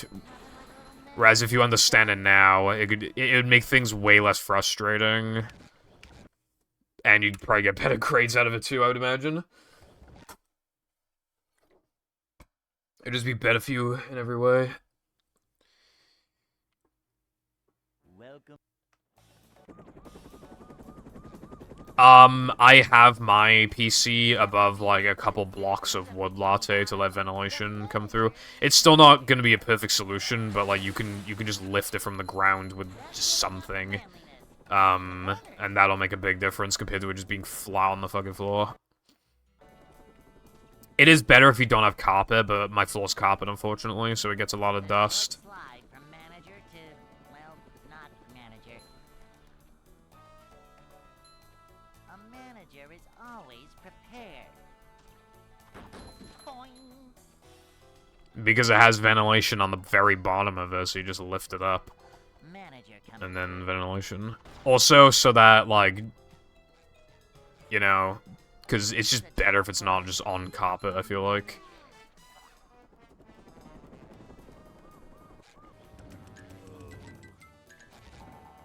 My goal was to get, unironically, my goal with A-levels was to not, like, get kicked out for having bad grades. I'm not gonna lie, that was actually my goal, and I did do it, so, yeah, I was pretty proud of myself there.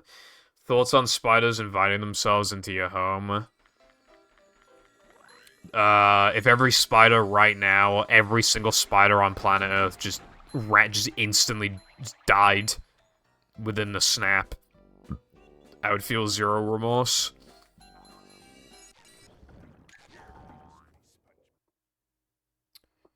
Oh yeah, I forgot to mention this. I have like a really big bruise on my arm, and I have literally no idea where it came from. I have not hit my arm against anything in a while.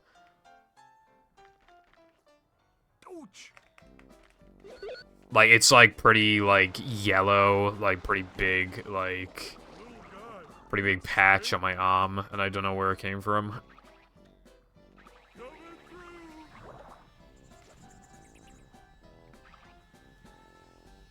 I don't give a fuck if they're necessary for the environment. They shouldn't have come into my fucking house. Alright, fine then. How about we change it, right? Any spider that enters my house instantly dies. There we go. Just fixed it.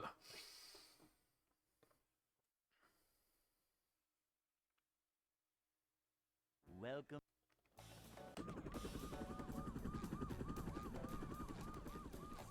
Never fear, good citizens of Bikini Bottom. The manager is here. That giving up There's been a fly, like, in a web, like, on my wall in this attic for, like, a month. I should probably, like, do something about it. It's a short slide from manager to, well, not manager. Nice latte. A manager is always prepared. My parents try to use, like, the spider sucker thingy, but sometimes it's just in too awkward of an angle, and you just gotta fucking vacuum it up. A manager is always prepared. Manager coming through. Hold on, I'm looking up. I'm seeing a message I didn't read before. It's my favorite line. The reason why the dev kit has so much RAM is because developers usually have multiple programs opened when making a game, and I imagine the programs are demanding. I didn't think of it like that. Honestly, my assumption was just so that, like, you know, like, they have, like, a rough estimate of, like, what the hardware should be, like, running like, they can make it to, like, the scale that they want, and then, you know, they kind of, with, like, that hardware, but then they kind of scale it down when they get closer to release to try and, like, actually better fit, like, retail hardware. That was my thought. I've never been to Birmingham, but it has some cool events there, so I do actually... We were planning on going this year, but we didn't go. I want to go, like, maybe, like, next year.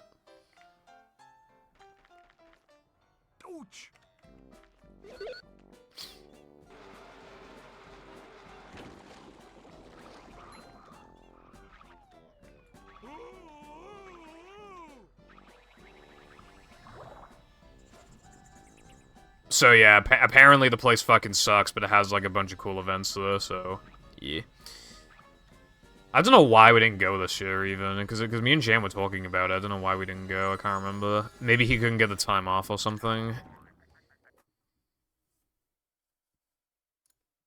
Because unfortunately, that man works. SpongeBob.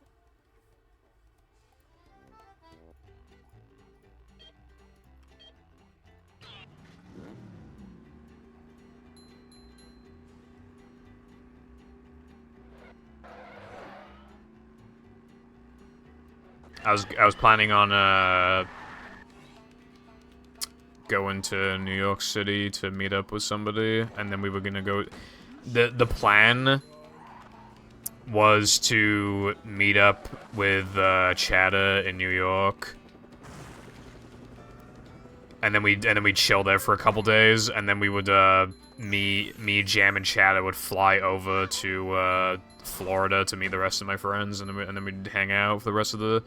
And then like a couple days before we leave, me and Jam kind of part our separate ways and just go wherever we want, you know, just do whatever we want to do. Like, you know, we were planning on going for like a couple weeks or something, but it just didn't work out because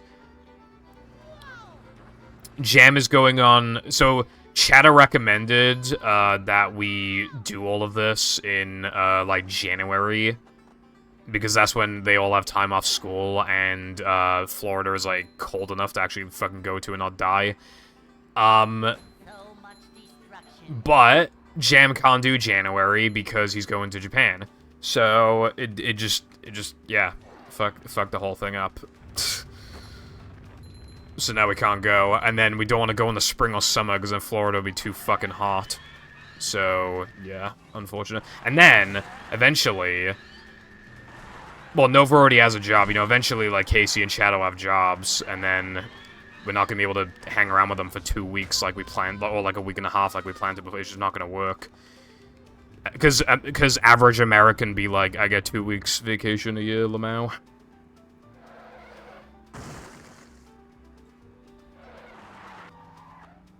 January. I can't say I've heard that one before.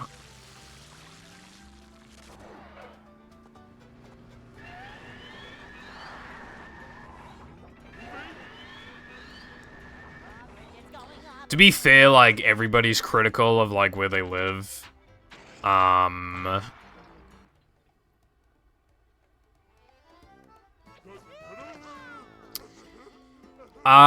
probably... Actually, I don't know if they get Halloween off.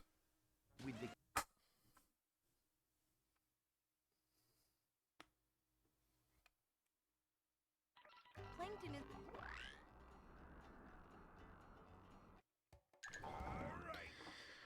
The way it worked here is that, like, we had, like, a week off in October, which would always... Halloween would always be in that, and then we'd have 2 weeks off in December, and then I can't remember the rest. We had, like, Easter off as well, like, 2 weeks Easter, I think.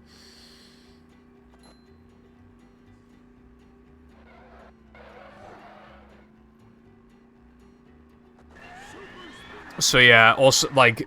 Yeah, it was gonna work out perfectly. I still could go without Jam, but I have literally no travel experience whatsoever. And they're just really just like, stressful and shit. Hell, well... I'd probably have to go to fucking London Airport to get to New York. Like, goddamn, bro. Like, I live in Wales, bro. I already gotta go to goddamn London. Like... It'd just be so much easier if Jam came with me. Cause he goes on business flights all the goddamn time. Like, that's not, like, just his job. He does a lot of, like, computer stuff, but he does a lot of traveling, too. So, like, he's very used to it. He already knows all the stuff, you know? He already knows what's going on. I wonder how much money I'd even spend in America. Probably a lot. But you just gotta do it, you know what I mean? You just gotta do it. He just works, he just does, like, computer stuff, but he gets to go on, like, he gets to go to a lot of countries to, like, set up, like, meetings, I guess. Something like that.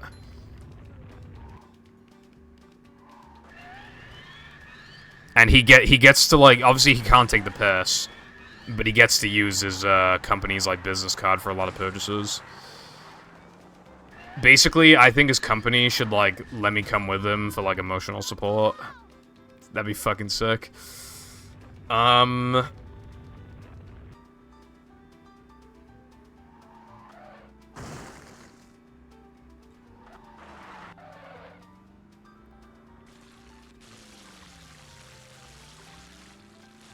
I don't think you can do stuff like that, but I think you can get, like, a lot of food and drink. Bridge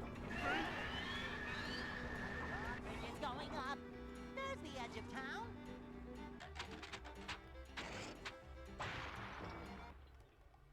You sound like Danny G right now ranting about Birmingham.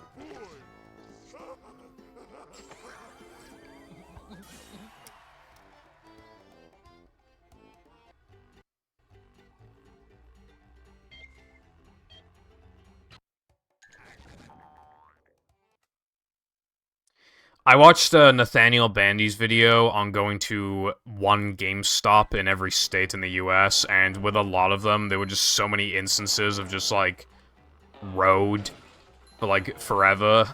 And I feel like that's probably a decent chunk of, like, US states, just, like, massive stretches of just fucking nothing, just straight line road.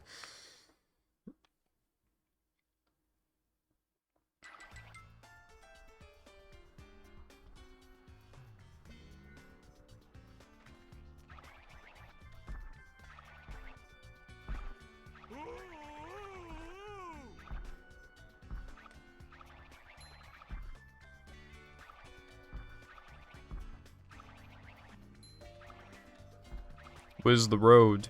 Road. Road. There's the road. Fucking massive straight line.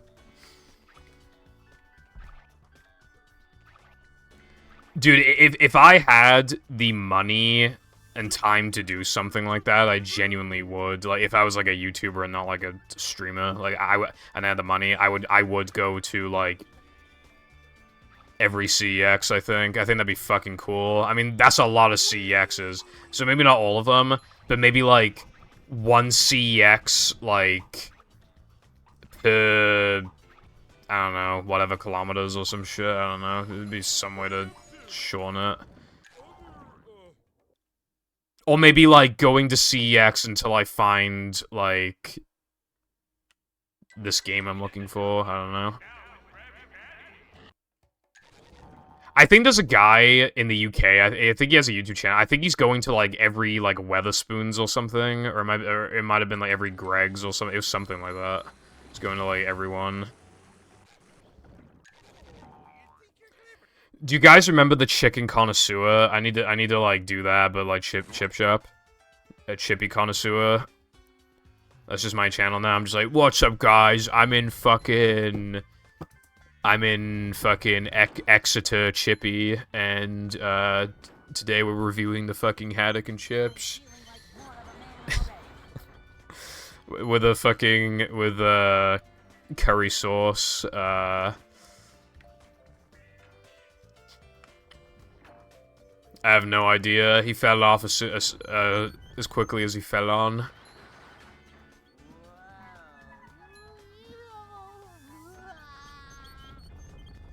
Very sad latte. There aren't that many, like, retro game stores here, but, like, well, CEX is... I'm so thankful for CEX. Like, some people bitch about it. I can't get myself to bitch about some of the prices because it's just so nice to have fucking something that's, like, actually, like, reliable, and there's a lot of them. Granted, I'm not in walking distance of a CEX. I think the closest one is probably like 15-20 minute drive, but still, like, it's just nice.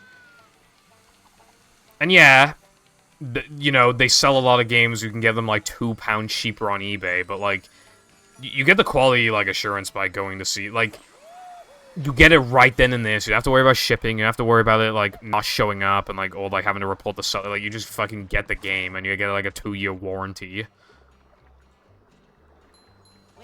I mean, CEX looks cool. It looks a lot more chill than some other jobs. You'll inevitably have to deal with annoying people, but, like, it seems like not a bad time to me. Especially if you're working at, like, a smaller one and not, like, the fucking, like, Cardiff one, for example. That one's always busy.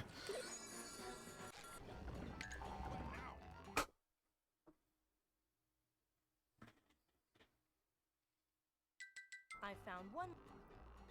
Yeah, they're all chill. Like, they make a lot of casual conversation.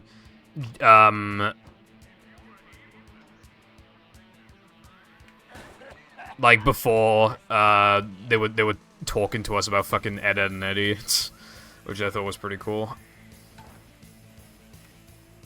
Also, one thing I love doing in every CEX is seeing if they have copies of movie. I've never seen a GameCube one, but I've seen, like, a good amount of PS2 and Battle, a good amount of PS2 ones, and I've seen a couple, you know, I think I even saw an Xbox One in England, actually. They're pretty rare, but they do exist. And they don't actually, like, they CEX sell for, like, £10, that's not really a lot. I don't buy them. I don't buy them, Ryan. Alright. Yeah, no, I've literally never seen movie of CEX, GameCube.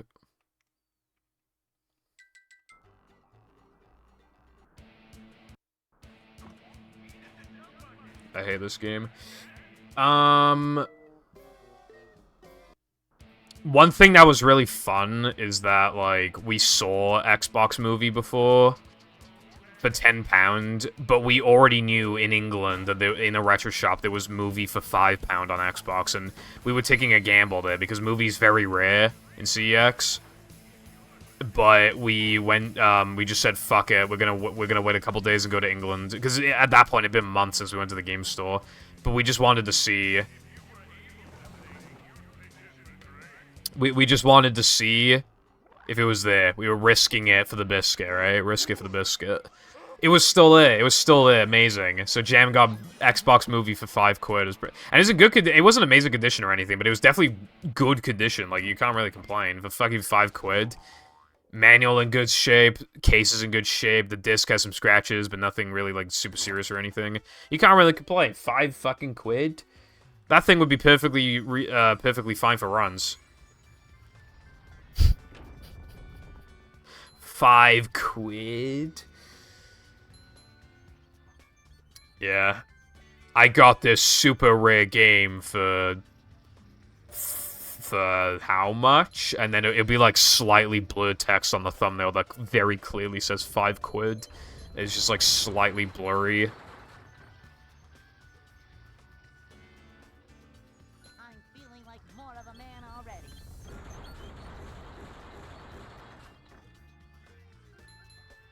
Damn. A lot of PS2 games are like really cheap, but that game must have quite a bit of value to it if it's that much.